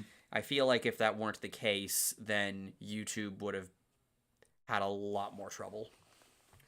Definitely a lot of trouble. And and of course the shit with the Wall Street Journal back in 2017, that really was like, oh, that's a huge thorn in our side. Yeah, they're basically doing what they need to do to basically make it so that YouTube can still exist. And that's why whenever we hear about these really stupid decisions, we sort of need to take a step back and think about how it benefits YouTube rather than how it hurts us.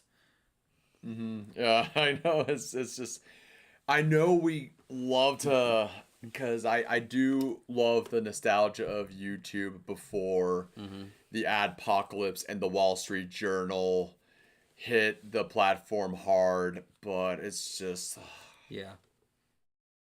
it's like, what can you fucking do? Yeah. Unfortunately, you know, they put us in a position where we kind of had to adapt a little. Hold up. Oh, hell yeah, we got a fire blanket. A fire blanket? I guess so. My mom Is it a blanket that warms you? Or is it just a blanket that's fire? No, it's just like prepared. It's like if there was a fire, this blanket would like cover it. Oh. That's essentially what it is. That's fucking dope. So like if there was like a worst case scenario where there was a fire in the house, we would just pull that sumbitch out. Especially if it was like an oil-based fire. I don't like ads as well, but it's just like a necessary evil for me.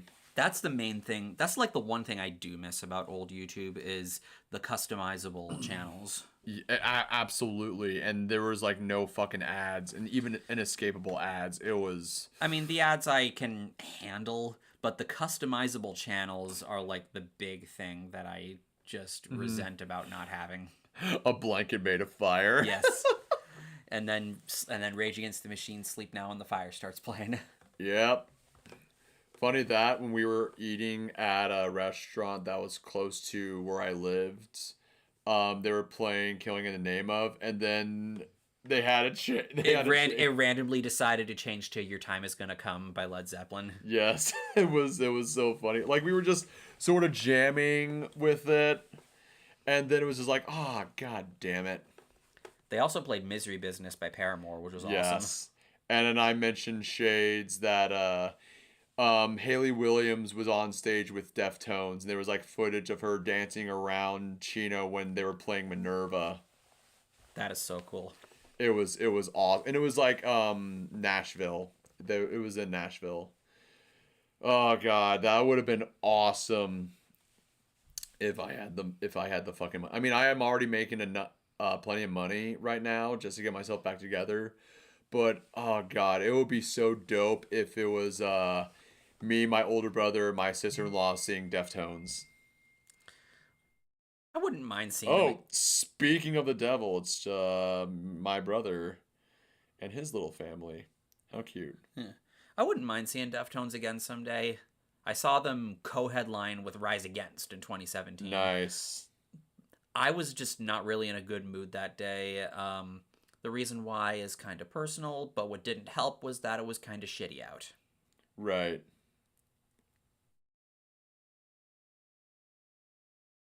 All right. It was just a bunch of videos because, I mean, pictures that essentially like my older brother is visiting my cousin's place in Ellicott City, Maryland. So, like, they were at Washington, D.C., just having a ball, visiting family because I have family in Maryland. So it was just a nice little update from them. Well, Sweet 16, it's the last ad attack you're gonna get. Unless they decide to throw another one. Of course. Absolutely. In the next, 4 minutes. Right. But we're gonna be calling off very soon. Yep. But it was definitely awesome doing this live stream, this huge crossover. The second crossover, the downloadable content of the RanterInShades Power Hour. Downloadable content. I mean, Yeah, DLC. yeah. It's the second in-person thing. Right. Not the first thing we've ever did together in general. But I will say this was a lot better and a lot more planned than last year's. Yeah, last year was still fun with what we were able to come out with. Exactly. And I was a lot less tired. Yeah, even though you were tired and we were just completely doing it off the cuff, I still think that what we ended up coming out with that for that series was magic. It just ended up just being just this really fun experience. Just amazing. It was absolute magic. And I was like, you know what? Even though I'm like on autopilot mode and I'm just like tired and exhausted, at least I'm having fun. Yeah. And it did also give us such a great meme with Rod Stewart. Yeah, definitely Rod Stewart and the face I made when Mick Jagger was announced. Yeah. Because then we had like a meme of that face with the title, the poster of Falling Down. Right. And that's how I was like introduced to that movie and what it was about. I'm like, holy shit. You hadn't seen Falling Down at I that know point? I haven't seen it. I know I have to get the gravy ball rolling on Falling Down. Yeah, it's a great movie. Yeah, I know the premise of it. So Yeah. Premise. Premise.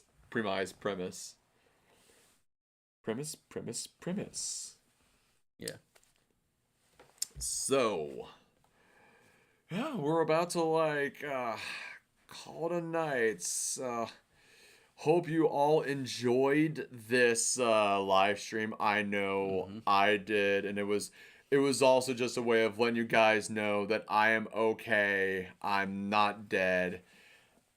I just got a lot of healing going on in my life, but you'll be in the loop if anything comes around. But I may upload some footage from shows that I was at in the past, and the one that we were at the Warbringer Legion show. So keep your eye on that. But yeah. Yeah. Anything you want to say before we head out? Not sure if I have anything else to add, but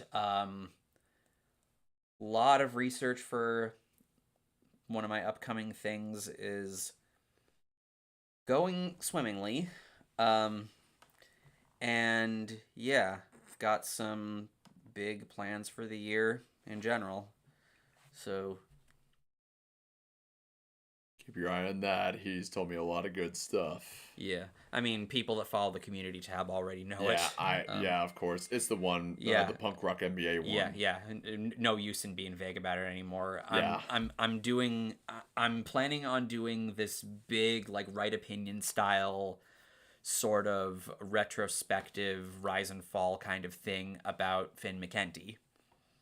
Yeah, it's gonna be pretty dope. Yeah, and it's gonna be a lot different than what I'm sure most people are expecting. I'm just gonna say that much. Yeah. So Get ready, guys. yeah. Other than that, we'll see what else comes out this year.